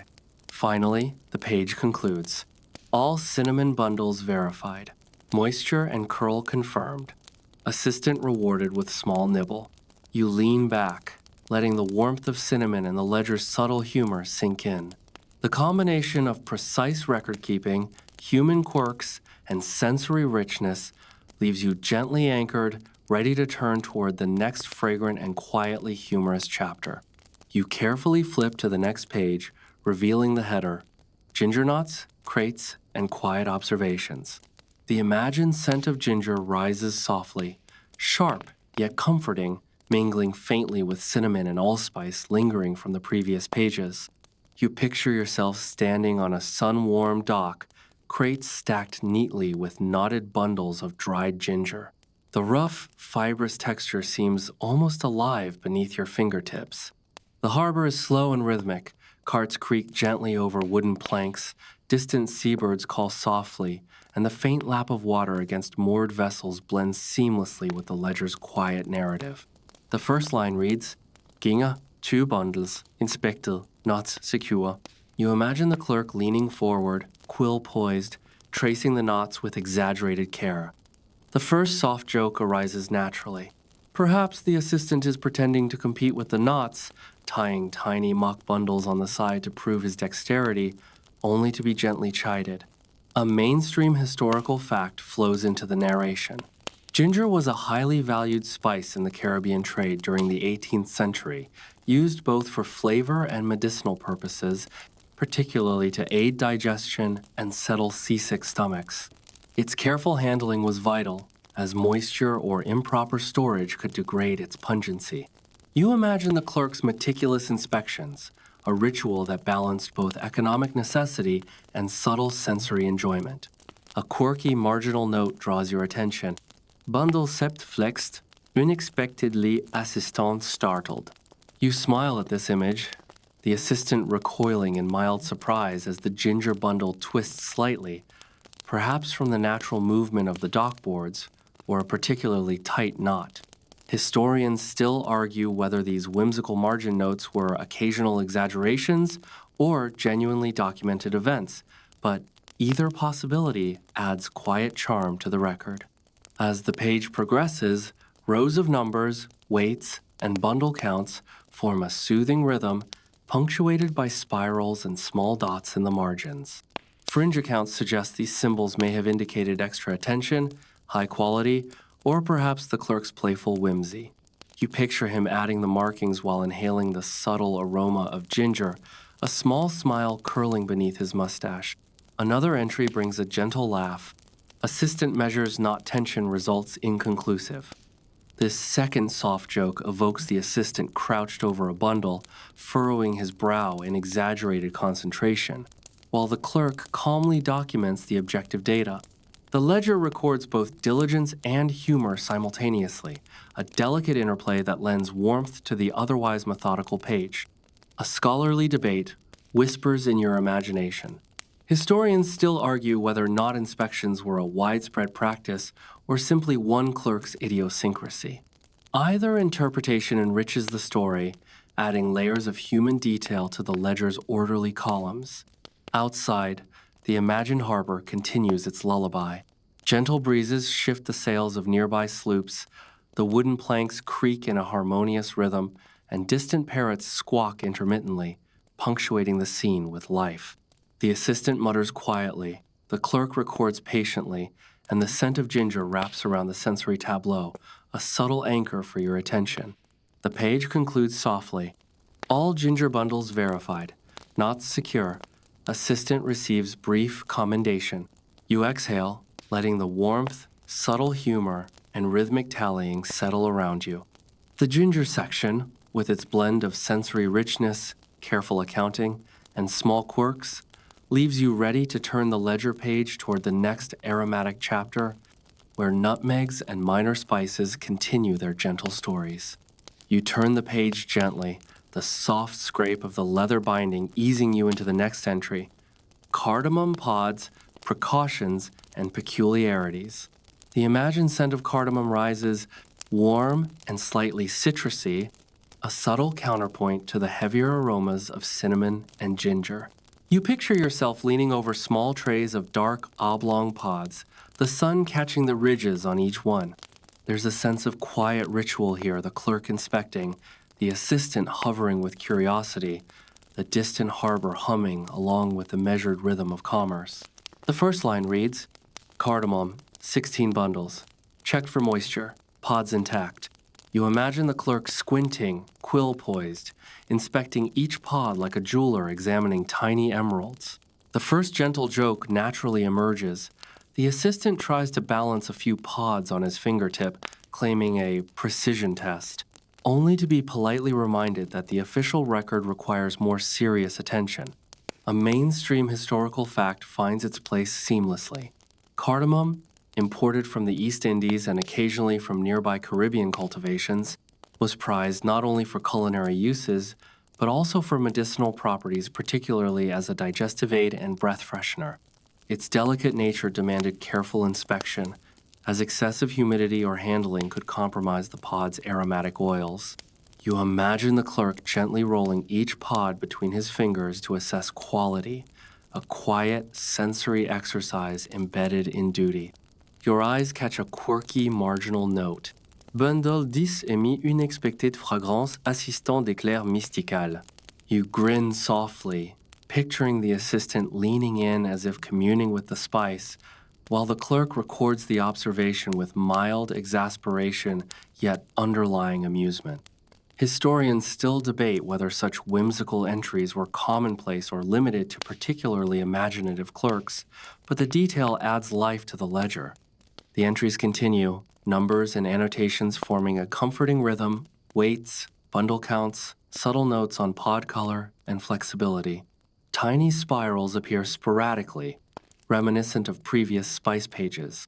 Fringe interpretations suggest these markings may denote priority shipments, higher quality, or clerk's personal doodles during slower moments. You imagine the clerk pausing midline to add one, quill hovering, inhaling faintly, and letting a small smile escape. Another line brings a quiet chuckle. Assistant attempts pod stacking results deemed artistic, not functional. Your second soft joke emerges. You picture him arranging pods with exaggerated care, attempting geometric precision, while the clerk records the count and inspection with serene neutrality. The ledger captures this gentle interplay between rigor and whimsy beautifully. A subtle scholarly debate lingers. Historians still argue whether pod stacking inspections were a standard protocol or merely clerks' playful diversions. Regardless, the ambiguity enhances the charm, allowing the imagination to wander through tactile, aromatic, and visual details. Outside, the imagined harbor continues its lull. Waves lap softly. The creak of moored sloops punctuates the gentle rhythm, and distant workers shuffle crates in near silence. The assistant mutters quietly, the clerk records calmly, and the subtle, sweet spice of cardamom anchors the sensory tableau. The page concludes quietly. All cardamom bundles tallied, pods intact. Assistant permitted one pod for taste test. You exhale slowly, letting the gentle warmth of aroma, humor, and meticulous rhythm wrap around you. The cardamom entries, with their subtle quirks and sensory richness, prepare you for the next ledger chapter, where nutmegs, minor spices, and small surprises continue their quietly fascinating stories. You turn the page with a quiet, satisfying scrape, revealing the next heading, Clove Stems, Stalks, and Subtle Stories. The imagined aroma of cloves wafts faintly, deep, and warm, a slightly sharper note compared with cinnamon and cardamom. You picture yourself leaning over a crate, inhaling the fragrance as dark, slender buds spill gently from small sacs. The harbor hums softly in the background. The gentle creak of boards, distant gulls calling, and a faint slap of water against the hulls of nearby sloops. The ledger's orderly rows of numbers mirror this rhythm, a quiet harmony of work, scent, and observation. The first line reads, Cloves, inotu bundles, chicked for dryness, bus fiam. You imagine the clerk examining each bundle with meticulous care, quill poised above the page. The first gentle joke emerges. The assistant attempts to balance a few buds on his fingertip, declaring them perfectly symmetrical, only for the clerk to note the official count with a faint sigh. A mainstream historical fact flows naturally. Cloves were imported from the Moluccas, the Spice Islands, and highly prized for both culinary and medicinal purposes in the 18th century. Their tiny buds contained potent essential oils, making proper handling and storage vital. Clerks had to ensure that moisture or mishandling did not degrade these precious commodities, which could easily lose value if even slightly damaged. A quirky marginal note catches your attention. Bundle trise émis unexpected aroma assistant claim divine inspiration. You grin softly, imagining the assistant leaning in with exaggerated reverence, inhaling deeply, while the clerk records it with neutral diligence. Historians still argue whether these whimsical entries reflected genuine incidents, playful exaggerations, or clerks' attempts to relieve the monotony of tedious accounting. As you continue down the page, rows of numbers and bundle counts establish a hypnotic cadence. Tiny spirals, dots, and small sketches appear intermittently, echoing previous spice pages. Fringe researchers suggest these symbols may indicate high-quality batches, special attention, or clerks' private amusements during long, quiet shifts. You picture the clerk pausing to add one while inhaling the warm clove aroma, letting a small, private smile escape. Another line brings a quiet chuckle. Assistant attempts bud alignment declared art, not compliance. This second soft joke emerges effortlessly. You imagine him bending over each bundle with care, striving for aesthetic perfection, while the clerk records the objective inspection with serene composure. The ledger preserves this subtle interplay between diligence and gentle humor. A subtle scholarly debate lingers. Historians still argue whether bud alignment or tactile inspection was standard practice or merely the eccentricity of individual clerks. Either way, it enriches the narrative, giving texture to the quiet, aromatic scene. Outside, the harbor maintains its lull. Gentle waves, the soft creak of moored sloops, and distant shuffling of crates form a gentle symphony. The assistant mutters quietly, the clerk records methodically, and the rich, pungent scent of cloves anchors your imagination, weaving the sensory and narrative threads together. The page concludes softly. All clove bundles tallied, buds firm. Assistant permitted a single aromatic taste. You exhale, letting the warmth, gentle humor, and hypnotic rhythm of the ledger wrap around you. The clove section, with its combination of meticulous record-keeping, small quirks, and sensory richness, gently carries you toward the next aromatic chapter, where nutmegs, minor spices, and subtle surprises continue their quietly fascinating stories. You turn the ledger page with deliberate slowness, savoring the soft scrape of the leather binding against your fingertips. The heading emerges in tidy script, nutmeg mysterious pods, and maritime notes. Immediately, your imagination fills with the rich, warm aroma of nutmeg, slightly sweet, faintly peppery, and utterly comforting. You picture yourself leaning over crates, the small, round seeds nestled inside their rough husks, each one a miniature capsule of exotic warmth. The dock around you is quiet now, the day's labor fading into the calm embrace of late afternoon. Wooden planks creak softly beneath imagined footsteps, gulls caw in the distance, and the gentle slap of water against moored vessels forms a subtle percussion. The ledger, with its rows of numbers and occasional playful margins, feels like a companion, a steady voice guiding you through centuries of maritime routine. The first line reads, "Nutmeg, 18 bundles, shells intact, checked for quality." You imagine the clerk leaning in closely, quill poised, inspecting each pod with meticulous care. The first soft joke emerges. The assistant, ever eager to display competence, might pick up a nutmeg and hold it against his ear, listening for imagined echoes, declaring it resonant enough while the clerk makes the official note with a patient smile. A mainstream historical fact gently weaves into your thoughts. Nutmeg, sourced primarily from the Banda Islands in the East Indies, was one of the most prized spices in the 18th century, commanding high value in European markets. Its aromatic oils could degrade quickly if mishandled, so meticulous inspection during maritime transport was essential. You can almost feel the clerk's careful hands rolling each pod, confirming weight, shell, integrity, and scent, transforming routine accounting into a quiet sensory ritual. Your eyes drift to a whimsical margin note. Bundle 7 rattled assistant suspect's hidden critter or phantom echo. You chuckle softly, imagining the assistant crouched beside the crate, muttering about invisible squirrels or mischievous spirits, while the clerk calmly records the event in ink with perfect neutrality.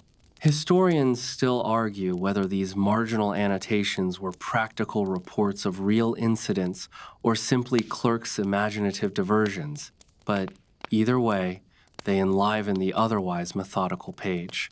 Rows of numbers and annotations continue, forming a hypnotic rhythm. Each bundle's weight, shell condition, and shipment notes are recorded with precision. Spirals, dots, and small sketches pepper the margins, echoing patterns seen in earlier spice entries. Fringe researchers suggest some marks indicate special attention, rare quality, or clerk's private amusement during idle moments. You imagine the clerk pausing midline to draw a tiny smiling nutmeg or a miniature sailor carrying a pod, blending reality with imagination. Another line provokes a quiet laugh. Assistant attempts pod stacking declared aesthetically pleasing but unnecessary. You picture the assistant bending over bundles, arranging them in perfect geometric alignment, while the clerk notes only the objective details. The ledger preserves this gentle interplay between discipline and humor, allowing the human presence to shine through centuries-old ink. A subtle scholarly debate drifts into your mind. Historians still argue whether tactile inspections, stacking rituals, or minor sensory tests were standard protocol or merely eccentric habits of a few clerks. Perhaps some combination of both is true. Regardless, the ambiguity adds texture, inviting you to inhabit this quiet, aromatic world fully.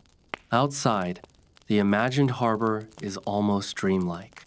The water laps slowly against the dock, wooden boards creak under gentle movement, and distant voices of workers fade into soft murmurs. Lanterns flicker faintly in the approaching twilight, casting warm, golden light across crates and bundles. The assistant, familiar from previous pages, mutters quietly to himself while inspecting, occasionally holding up a pod to sniff or tap, while the clerk remains methodical, quill gliding across the page with serene precision. The scent of nutmeg, mingling faintly with lingering cloves, ginger, and cinnamon, anchors your senses in the moment. Another marginal note catches your eye. Bundle 12 appears particularly fragrant. Assistant proposes ceremonial sniff. You grin at the absurdity, picturing the assistant bowing dramatically before inhaling, while the clerk records with dry amusement. Historians still debate whether such ceremonial gestures occurred in multiple ports or were a one-off clerical whimsy, yet imagining them enriches the page with character. As the ledger continues, each line adds rhythm. Bundle numbers, weights, and qualitative notes intertwine with subtle human quirks, occasional sketches, and soft humor. You trace each column with your finger, letting the repeated pattern of inspection, annotation, and minor eccentricities lull your mind. There's a meditative quality here, numbers, sensory impressions, and human touches merging into a slow, steady cadence. The page concludes with a gentle line. All nutmeg bundles verified, shells intact, assistant rewarded with a single fragrant taste. You exhale, feeling the warmth of nutmeg, the quiet humor of clerks, and the subtle rhythm of maritime trades settle around you. The ledger, with its blend of meticulous record-keeping, aromatic imagery, and gentle personality, feels almost alive, a soft, historical heartbeat guiding you toward the next chapter, where minor spices and quieter surprises continue to unfold. You turn the page with a soft, deliberate motion, the worn leather spine creaking gently beneath your fingers. The next heading emerges in elegant script. Mace the nutmeg's whispered cousin. Immediately, your imagination drifts to thin, lacy strands of the reddish gold mace, delicate as autumn leaves, resting atop trays in the warm Caribbean Sunday. You picture yourself leaning over, brushing the fragile threads with care, their scent faintly sweet, subtly peppery, and whispering a softer echo of nutmeg's intensity. The harbor around you feels hushed, almost reverent, as if aware of the delicate cargo and the meticulous records being kept. Wooden planks creak softly beneath imagined steps, gulls squawk far above, and the gentle slap of waves against hulls forms a quiet rhythm in the background. The first line reads, Mace, 14 bundles, inspected for fragility, threads intact. You imagine the clerk leaning in, quill poised, rolling a bundle gently between his fingers to ensure no threads are broken. The first soft joke appears naturally. The assistant attempts to weigh with grace, holding the bundle dramatically in one hand and pretending to measure its elegance, only to be quietly corrected by the clerk. A mainstream historical fact gently filters into your mind. Mace, the dried aril surrounding the nutmeg seed, was prized in the 18th century for culinary, medicinal, and aromatic purposes. Its delicate nature made careful handling essential, especially during maritime transport. Each strand was recorded meticulously to ensure that no accidental breakage diminished the shipment's value. You could almost feel the clerk's hands gliding over the fragile threads, the rhythmic movement itself becoming meditative. A quirky marginal note draws your attention. Bundle 6 twitches assistant insists threads possess hidden energy. You smile softly, picturing the assistant peering closely, convinced of mystical life in the delicate strands, while the clerk patiently makes a simple note of the occurrence. Historians still debate whether these whimsical annotations reflect minor superstitions, clerical humor, or both, but either interpretation enriches the narrative. Rows of numbers, bundle counts, and inspection notes continue, establishing a hypnotic rhythm. Spirals, dots, and occasional small sketches appear in the margins. Fringe accounts suggest these markings might denote premium quality, special attention, or merely the clerk's amusement during quiet hours. You imagine the clerk pausing midline to sketch a tiny dancing strand of mace, letting a faint smile escape as quill glides across the page. Another line brings a gentle chuckle. Assistant attempts artistic arrangement declared poetic but unnecessary. You picture him delicately arranging bundles in geometric patterns, perhaps inspired by the sunlight catching the threads, while the clerk simply records the objective details. The ledger preserves this interplay between diligence and gentle humor, creating a quietly human narrative amidst rows of numbers. A subtle scholarly debate drifts through your thoughts. Historians still argue whether tactile inspections and minor aesthetic arrangements were standardized practices or eccentric habits of particular clerks. Perhaps both interpretations are true in different ports, leaving just enough ambiguity to let your imagination roam. Outside, the harbor continues its soft lullaby. Waves lap gently against the dock, wooden boards creak in rhythm with occasional footsteps, and distant workers' murmurs fade into near silence.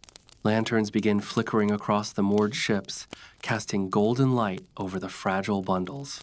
The assistant mutters softly, the clerk records steadily, and the delicate scent of mace, mingling with nutmeg, cloves, and cinnamon, anchors your imagination. The page concludes quietly. All mace bundles verified, threads intact, assistant rewarded with a small aromatic sniff. You exhale slowly, letting the warmth, subtle humor, and hypnotic rhythm of the ledger settle around you. The mace section, with its combination of meticulous inspection, aromatic imagery, and small quirks, leaves you grounded, ready to turn toward the next chapter where minor spices and quiet surprises continue to weave their gentle, sleepy narrative. You turn the page slowly, feeling the soft friction of worn leather under your fingers, and the heading appears in neat, careful script. Peppercorn's tiny spheres, big stories. The imagined scent is faint, yet distinctive. A slightly pungent spice that cuts through the lingering aromas of cinnamon, cloves, nutmeg, and mace. You picture yourself leaning over a shallow crate, tiny black spheres clustered together like miniature planets in a dark universe, each one polished by handling, waiting to be counted and tallied. The dock is quiet now. The sun has shifted lower in the sky, casting gentle golden shadows over wooden planks. The gentle creak of boards, the soft slap of water against moored sloops, and the distant squawk of gulls create a hypnotic backdrop, harmonizing perfectly with the methodical entries of the ledger. The first line reads, Peppercorns, 32 baskets. Inspected, color uniform.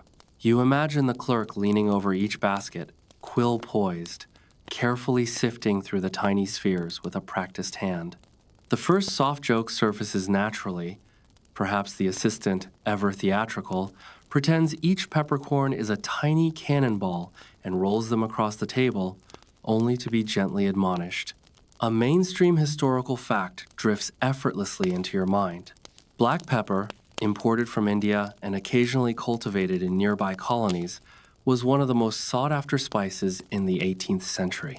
It played a crucial role not only in seasoning food, but also in preserving it. Careful inspection was vital, as unevenly dried peppercorns could lose potency or become moldy, and a shipment's reputation depended on consistent quality. You can almost feel the clerk rolling the tiny spheres between his fingers, listening for subtle differences in weight or density, turning the mundane act into a quietly mesmerizing ritual. Your attention is drawn to a quirky, marginal note. Basket 14 emits faint aroma, assistant whispers encouragement. You grin, picturing the assistant leaning close, murmuring softly to the peppercorns, offering gentle encouragement for their role in the culinary world, while the clerk records the observation with a faintly amused neutrality. Historians still debate whether these whimsical notes were common, ceremonial, or entirely playful, but the ambiguity adds charm to the otherwise orderly ledger. Rows of numbers, bundle counts, and weight measurements continue, establishing a hypnotic cadence. Spirals and dots pepper the margins, echoing similar markings from previous spice entries. Fringe researchers suggest these symbols might denote high-quality baskets, priority inspection, or simply clerks' private amusement during slower hours. You imagine the clerk pausing mid-line, quill hovering, inhaling the faint aroma of pepper, perhaps letting a soft smile escape as he adds a small doodle of a peppercorn with tiny legs. Another line evokes a gentle chuckle. Assistant attempts to stack spheres declared geometrically artistic but officially unnecessary. You picture him arranging the tiny peppercorns in precise triangles and lines, while the clerk calmly records the objective count and inspection. The ledger preserves both diligence and humor, a quiet dance between precision and personality. A subtle, scholarly debate drifts through your thoughts. Historians still argue whether sensory inspections, gentle tactile tests, or playful arrangements were part of official protocol or simply personal eccentricities of certain clerks. Either interpretation adds richness to the imagined scene, blending human curiosity with methodical record-keeping. Outside, the harbor settles into a soft rhythm. The tide laps against the dock, wooden boards creak in slow, deliberate patterns, and distant workers move quietly, their murmurs blending with the natural sounds of water and wind. Lanterns begin to flicker across the moored ships, casting a warm, golden glow over the peppercorn baskets. The assistant mutters softly, inspecting with exaggerated care, while the clerk continues his precise tallying. The faint, pungent scent of peppercorns mingles with lingering notes of cinnamon, cloves, nutmeg, and mace, creating a subtle, enveloping sensory environment. The page concludes softly. All peppercorn baskets verified. Color uniform. Assistant permitted a small sniff of aromatic encouragement. You exhale, letting the warmth, gentle humor, and steady rhythm of the ledger wrap around you. The peppercorn section, with its meticulous inspections, playful quirks, and aromatic richness, leaves you grounded, ready to turn toward the next chapter, where minor spices and quieter maritime observations continue their soothing, sleepy narrative. You turn the page slowly, letting the soft leather spine sigh under your fingers, revealing the next heading, Vanilla Beans, Sweet Threads, and Subtle Notes. The imagined aroma drifts faintly in your mind, warm, creamy, and comforting, a quiet echo of earlier spice scents like cinnamon and nutmeg, yet uniquely delicate. You picture yourself leaning over narrow trays, the slender, dark pods laid out in careful rows to dry in the late afternoon sunday. Their glossy surfaces gleam slightly, and the air carries a faintly sweet, almost honeyed scent, mingling gently with the ambient harbor sounds. Wooden planks creak softly underfoot. The distant slap of waves against the sloop hulls forms a gentle percussion, and seabirds call softly overhead. The ledger itself seems to hum quietly, rows of numbers and annotations blending with your imagined surroundings. The first line reads, Vanilla beans 12 bundles, inspected for pliability. Aroma consistent. You imagine the clerk leaning over each bundle, quill poised, lightly pressing the beans between his fingers to test flexibility, a soft smile tugging at his lips at the absurdly meticulous nature of the task. The first gentle joke emerges. The assistant pretends to measure sweetness, inhaling each bean deeply, announcing exaggerated notes of chocolate or caramel, only to be gently corrected by the clerk. A mainstream historical fact settles into your mind. By the 18th century, vanilla had become a highly sought-after commodity in Caribbean colonies. Each bean required careful handling and drying, as even slight variations in humidity could compromise flavor and aromatic quality. Proper inspection ensured that the commodity retained both value and desirability in European markets. You can almost feel the clerk's practiced hands rolling the beans, listening for subtle creaks or flexes, turning laborious inspection into a quietly meditative ritual. Your attention is caught by a whimsical margin note. Bundle sync emits strong vanilla scent. Assistant declares it royal aroma.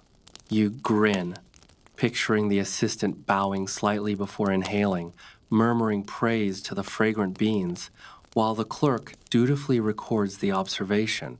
Historians still debate whether these annotations were practical sensory tests, playful exaggerations, or tiny clerical rituals, but they add charm and personality to the page. As the ledger continues, rows of numbers, bundle counts, and qualitative notes establish a hypnotic rhythm. Tiny spirals, dots, and small sketches pepper the margins, echoing previous spice pages. Fringe researchers suggest that some of these markings might indicate premium quality, special handling, or merely clerk's subtle amusement during slow shifts. You imagine the clerk pausing midline, quill hovering, inhaling the faint, creamy aroma and letting a small smile escape while adding a tiny sketch of a dancing vanilla pod. Another line brings a soft chuckle. Assistant arranges beans by length declared artistically meticulous but officially unnecessary. You picture him carefully aligning each bean, creating miniature parallel rows, while the clerk calmly records the official counts and inspections. The ledger preserves both diligence and whimsy, a quiet interplay of human attention and humor. A subtle scholarly debate drifts through your thoughts. Historians still argue whether visual or tactile inspections of beans were a standard practice or merely the eccentric habits of certain clerks.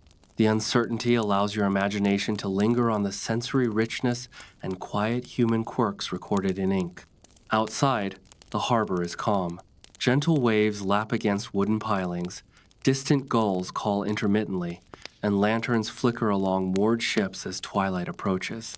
The assistant mutters softly, inspecting beans with exaggerated care, while the clerk continues methodically.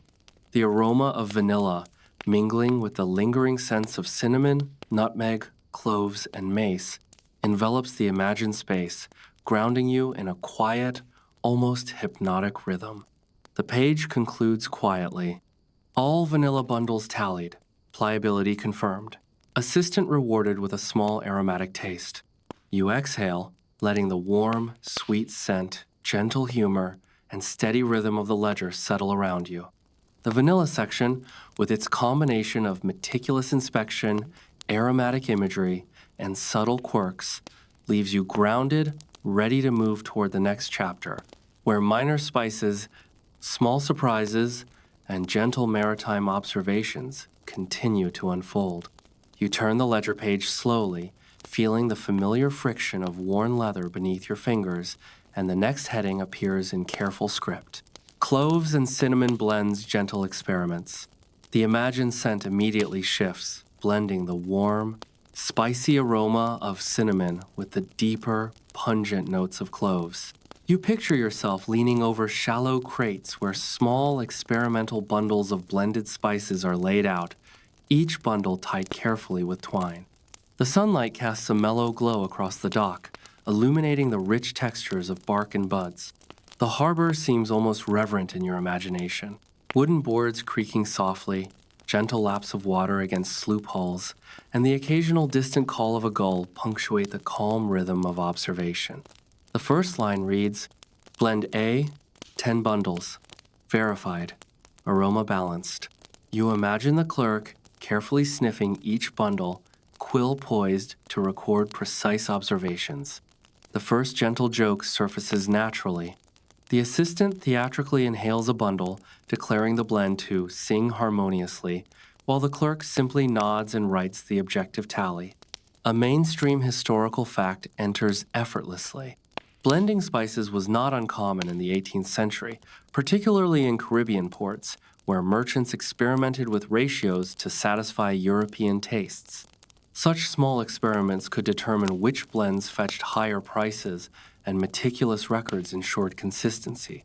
You could almost feel the clerk rolling each bundle, smelling, and noting subtle differences between batches, transforming methodical labor into a quietly sensory experience. A quirky marginal note catches your attention. Bundle 3 dances in the wind assistant claims playful spirits.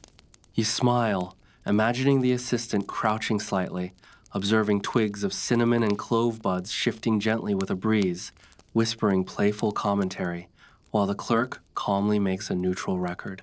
Historians still debate whether whimsical marginal notes like this reflected literal occurrences or were purely clerk's amusements, but either interpretation adds personality to the ledger. Rows of numbers, weights, and bundle counts form a hypnotic rhythm. Tiny spirals, dots, and sketches appear intermittently in the margins.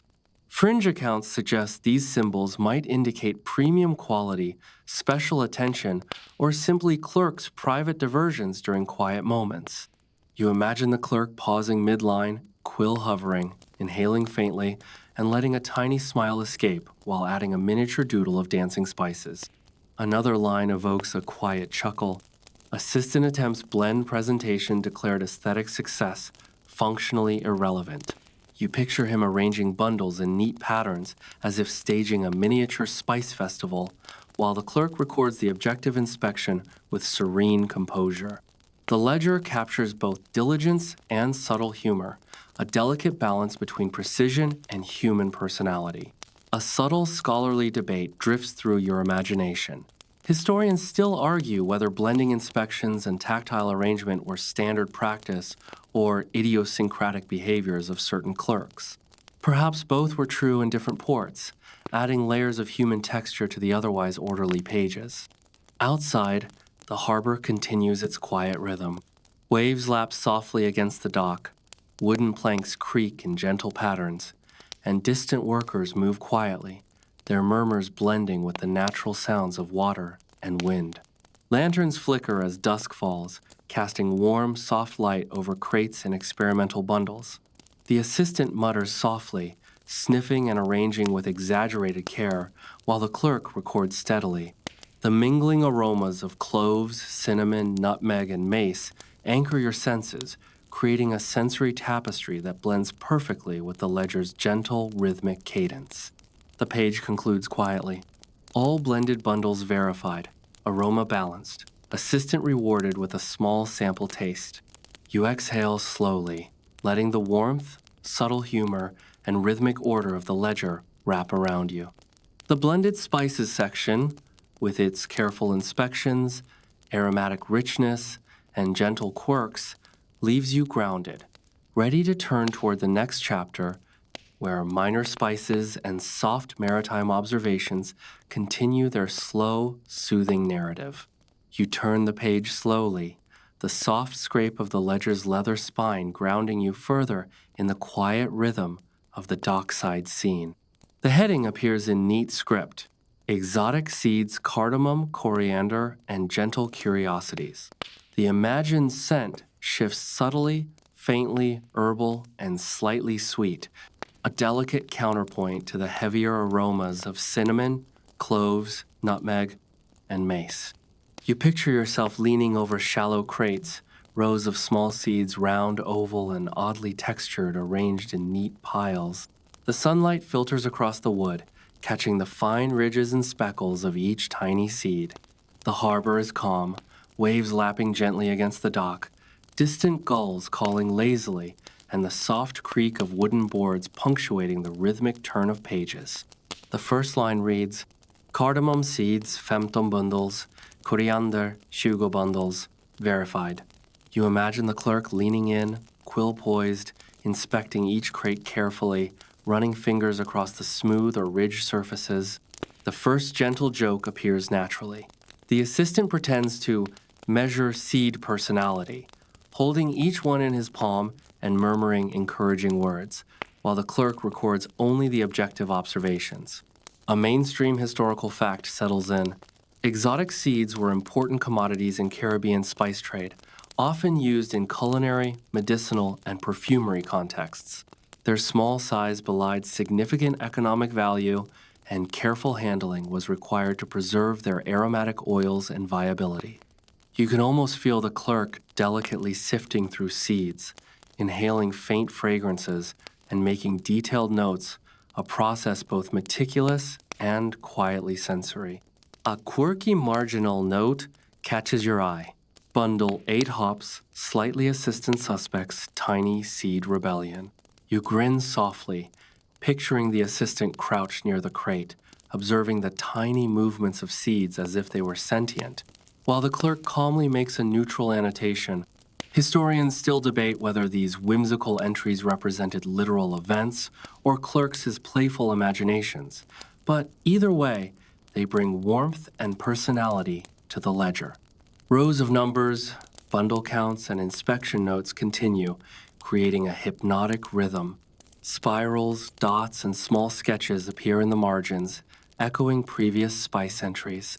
Fringe researchers suggest these symbols may denote high-quality batches, priority attention, or clerks' idle amusements during slower hours. You imagine the clerk pausing mid-line to add a tiny doodle of a seed with legs or a miniature smiling assistant, letting a faint smile escape as he continues. Another line evokes a soft chuckle. Assistant attempts seed alignment declared visually harmonious but functionally irrelevant. You picture him arranging seeds in neat geometric patterns, perhaps inspired by sunlight or a mild breeze, while the clerk continues recording official inspections with serene precision. The ledger preserves both diligence and gentle humor, a subtle interplay between human creativity and methodical labor. A subtle scholarly debate drifts through your imagination. Historians still argue whether these minor sensory checks, arrangements, or whimsical observations were standardized procedures or eccentric habits of particular clerks. The ambiguity enriches the narrative, letting you inhabit the quiet, aromatic world fully. Outside, the harbor hums gently. Waves lap slowly, boards creak in a soothing rhythm, and distant workers' murmurs fade into soft, ambient sound. Lanterns flicker along moored ships, casting golden light over crates and seeds. The assistant mutters softly, arranging and inspecting, while the clerk records diligently. The mixed aromas of cardamom, coriander, and lingering spices wrap around your senses, forming a subtle, meditative backdrop for the ledger's gentle rhythm. The page concludes softly. All exotic seed bundles verified. Aroma consistent. Assistant rewarded with a single seed tasting. You exhale slowly, letting the warmth, quiet humor, and rhythmic cadence of the ledger settle around you. The exotic seed section, with its delicate inspections, aromatic richness, and playful quirks, leaves you grounded, ready to turn toward the next chapter, where minor spices, subtle maritime observations, and gentle stories continue to unfold. You turn the page gently, feeling the familiar soft resistance of the ledger's worn leather cover. The heading emerges in careful script. Sugar and molasses, sweet measures, and subtle rituals. The imagined scent shifts again, warm, rich, and slightly caramelized, mingling faintly with the lingering aromas of spices from previous pages. You picture yourself leaning over large wooden barrels, small piles of sugar crystals sparkling in the soft sunlight, while the darker, viscous molasses glistens in clay pots nearby. The dock is quiet and hypnotic. Each creak of the wooden planks, each lap of water against hulls, forming a gentle rhythm that mirrors the meticulous entries on the ledger page. The first line reads, sugar, 25 barrels, molasses, 12 pots, weight verified. You imagine the clerk leaning forward, quill poised, running a hand over the sugar crystals, lifting small samples to check consistency. The first soft joke arises naturally. The assistant pretends to taste each crystal dramatically, humming in exaggerated delight, while the clerk simply notes the official count with calm precision. A mainstream historical fact settles comfortably. Sugar and molasses were critical commodities in Caribbean trade, often produced alongside spices on plantation islands. Accurate measurement and inspection were essential not only for trade, but also for preventing spoilage and maintaining market value. You can almost feel the clerk carefully weighing and sampling, taking in subtle textures, transforming methodical work into a quietly immersive, almost sensory meditation. A quirky marginal note draws your attention. Barrel 7 bubbles slightly assistant suspects mischievous yeast. You grin, picturing the assistant crouched beside the barrel, whispering gentle warnings or playful commentary to invisible fermenting spirits, while the clerk records the observation with mild amusement. Historians still debate whether such marginal notes reflect literal events, minor fermentation reactions, or clerical whimsy, but either interpretation adds warmth to the narrative. Rows of numbers, weights, and bundle counts continue, establishing a hypnotic rhythm. Spirals, dots, and small sketches pepper the margins, echoing previous entries from the spice pages. Fringe researchers suggest some symbols might denote premium quality, priority handling, or clerk's idle amusements during quiet periods. You imagine the clerk pausing midline, quill hovering, inhaling the faint, sweet aroma, and letting a tiny smile escape while adding a miniature doodle of a sugar crystal dancing with a tiny assistant. Another line brings a gentle chuckle. Assistant attempts decorative barrel stacking declared aesthetic but functionally irrelevant. You picture him arranging small barrels and pots in careful patterns, perhaps inspired by sunlight or gentle breezes, while the clerk records the measurements and weights with serene composure. The ledger preserves both precision and subtle humor, a quiet interplay of human personality and methodical labor. A subtle, scholarly debate drifts through your thoughts. Historians still argue whether tactile inspections, small creative arrangements, or minor sensory tests were standard protocol or simply idiosyncrasies of certain clerks. The ambiguity enriches the imagined scene, letting you dwell on sensory and human details as if you are there. Outside, the harbor hums gently. Waves lap slowly against wooden pilings, distant gulls call intermittently, and lanterns flicker along moored sloops as dusk deepens. The assistant mutters softly, arranging and inspecting with exaggerated care, while the clerk continues methodical records. The mingling sweet aromas of sugar, molasses, and lingering spices create a gentle, immersive sensory environment. The page concludes quietly. All sugar and molasses verified. Weight confirmed. Assistant rewarded with a small taste. You exhale, letting the warmth, gentle humor, and steady rhythm of the ledger settle around you. The sugar and molasses section, with its careful inspections, aromatic richness, and playful quirks, leaves you grounded, ready to turn toward the next chapter, where minor commodities, quiet maritime life, and subtle stories continue their hypnotic, sleepy rhythm. You turn the page slowly, the soft leather spine sighing beneath your fingers, and the heading comes into focus. Tobacco leaves gentle rolls and observant hands. The imagined scent is faintly sweet, slightly earthy, and comforting, a subtle contrast to the lingering aromas of sugar, molasses, and spices. You picture yourself leaning over crates of neatly stacked broad leaves, their surfaces smooth and slightly glossy, sunlight catching faint veins like miniature rivers. The harbor hums softly in your imagination, the gentle slap of water against the hulls, wooden planks creaking under imagined footsteps, and the distant call of gulls form a rhythmic background to the meticulous ledger entries. The first line reads, Tobacco, 30 bundles. Leaves inspected, moisture controlled. You imagine the clerk leaning close, quill poised, running a careful hand along the surface of each leaf, noting slight variations in texture, subtle curling, or minor discolorations. The first soft joke emerges naturally. The assistant pretends to read each leaf like an important letter, nodding sagely before placing it gently back in the bundle, eliciting a faint, amused sigh from the clerk. A mainstream historical fact drifts in effortlessly. Tobacco was a major commodity in the Caribbean during the 18th century, both for local consumption and export. Proper curing, drying, and inspection were essential to ensure flavor and market value. You can almost feel the clerk's practiced hands turning each leaf, assessing pliability and moisture, a quietly meditative process that combines precision with sensory observation. A quirky marginal note catches your eye. Bundle 12 sways oddly assistant suspects tiny leaf spirits.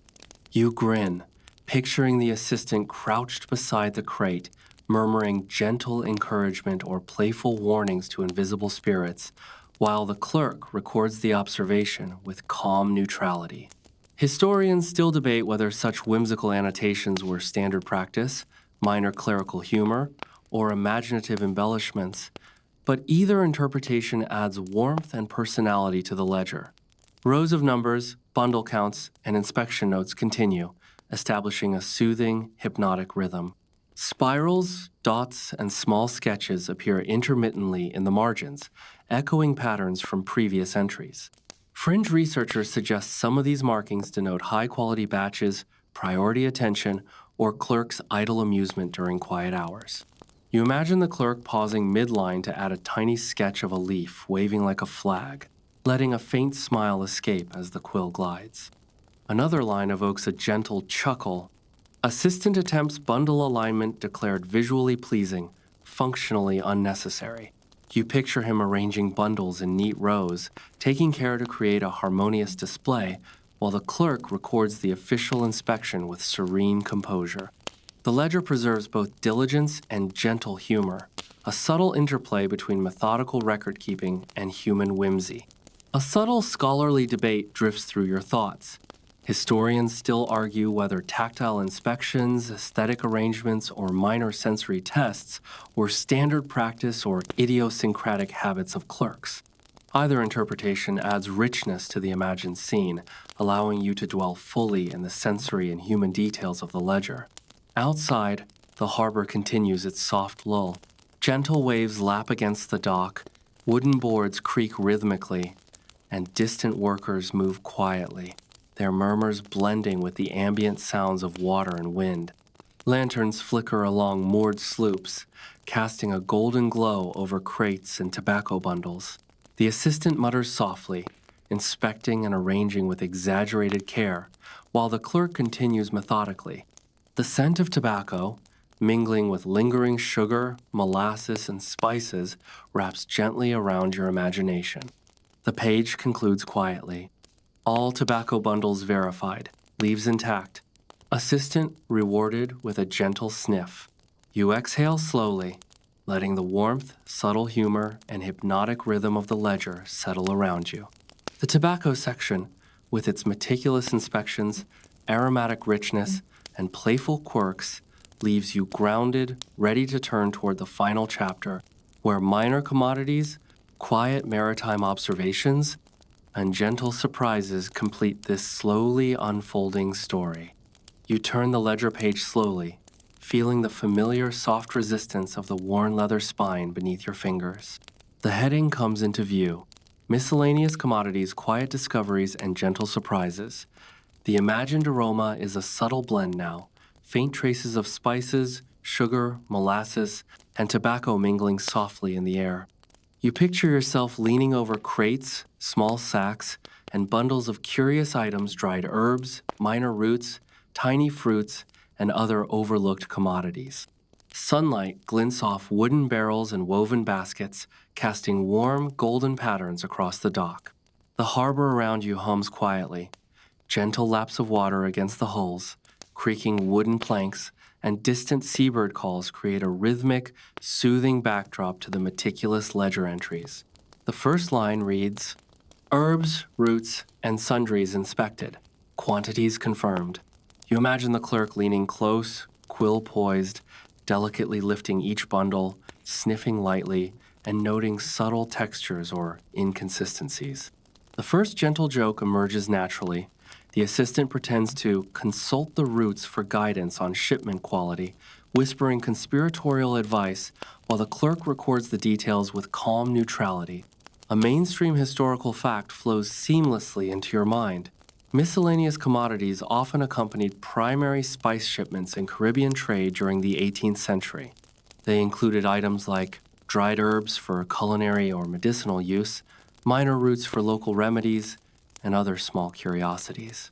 Accurate inspection ensured economic value, prevented spoilage, and maintained the reputation of the merchant. You can almost feel the clerk's hands turning over tiny bundles, inhaling faint aromas, and transforming a routine task into a quietly sensory meditation. A quirky, marginal note draws your attention. Bundle 9 wiggles slightly assistant suspect's playful spirits.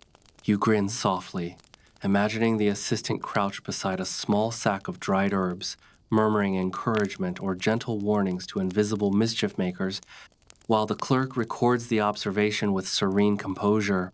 Historians still debate whether whimsical marginal notes like this were actual events, imaginative embellishments, or mild clerical humor, but either interpretation enriches the narrative. Rows of numbers, bundle counts, and qualitative notes continue, forming a hypnotic cadence. Tiny spirals, dots, and sketches pepper the margins, echoing patterns seen throughout previous pages.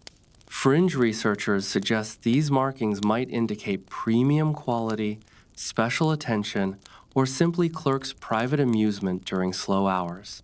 You imagine the clerk pausing midline to add a tiny sketch of a smiling root or herb, quill hovering while a faint smile curls beneath his mustache. Another line evokes a gentle chuckle. Assistant attempts, miniature arrangement declared artistic, not functional. You picture him arranging small bundles with care, creating neat patterns inspired by sunlight or the subtle sway of the harbor breeze, while the clerk continues recording measurements with precise neutrality. The ledger captures both diligence and gentle humor, preserving the human touch amidst orderly columns of numbers. A subtle scholarly debate drifts into your mind. Historians still argue whether minor tactile inspections, aesthetic arrangements, or whimsical observations were standard procedure or merely eccentric habits of individual clerks. The ambiguity allows your imagination to linger in the quiet, aromatic world of the ledger. Outside, the harbor is bathed in soft twilight. Gentle waves lap against the dock, wooden planks creak rhythmically, and distant workers' murmurs fade into near silence. Lanterns flicker along moored sloops, casting warm light over crates and sacks. The assistant mutters softly, inspecting and arranging with exaggerated care, while the clerk records methodically.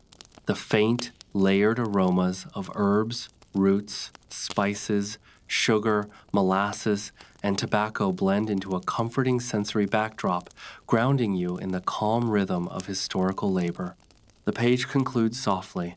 All miscellaneous bundles verified, quantities confirmed. Assistant rewarded with small, aromatic sample. You exhale slowly, letting the warmth, subtle humor, and hypnotic rhythm of the ledger wrap around you. The ledger, with its meticulous inspections, aromatic richness, gentle quirks, and human personality, reaches its quiet conclusion, leaving a lasting sense of calm and sensory satisfaction. Now, as the ledger closes softly before you, the dock recedes gently into your imagination. The rhythmic creak of wooden planks, the gentle slap of water, and the distant murmurs of workers fade into a soothing background hum. The combined scents of cinnamon, cloves, nutmeg, mace, vanilla, peppercorns, sugar, molasses, tobacco, and curious herbs mingle into a comforting, almost lullaby-like aroma. You can feel the warmth of the sun on your imagined shoulders, the gentle breeze teasing the edges of bundles, the faint glint of lantern light reflecting off polished surfaces. Every quill mark, every tiny spiral, every humorous annotation from the clerk and assistant becomes a small thread in a tapestry of quiet human observation, meticulous care, and subtle amusement. Imagine the assistant's whispered comments, the clerk's serene diligence, the careful inspection of fragile bundles, and the gentle playfulness interwoven with each measured record. Let these imagined scenes settle softly in your mind as the slow, steady rhythm of historical labor and sensory detail lulls your thoughts. You might notice how numbers, aromas, and subtle human quirks intertwine, creating a gentle cadence that mirrors the ebb and flow of the Caribbean harbor.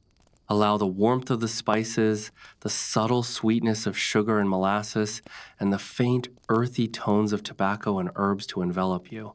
Each detail, every gentle joke, and every rhythmic annotation is a small, quiet companion guiding you toward rest. The soft light of twilight lingers in your imagination. The harbor quiets further, and a serene calm fills the space around you. Breathe slowly, letting the combined sensory and historical tapestry carry your thoughts towards stillness. Let the last imagined flickers of lantern light fade, the assistant's whispered encouragement drift away, and the clerk's meticulous quill rest gently. Your mind is held in a quiet, comforting embrace, ready to drift into a gentle, undisturbed sleep.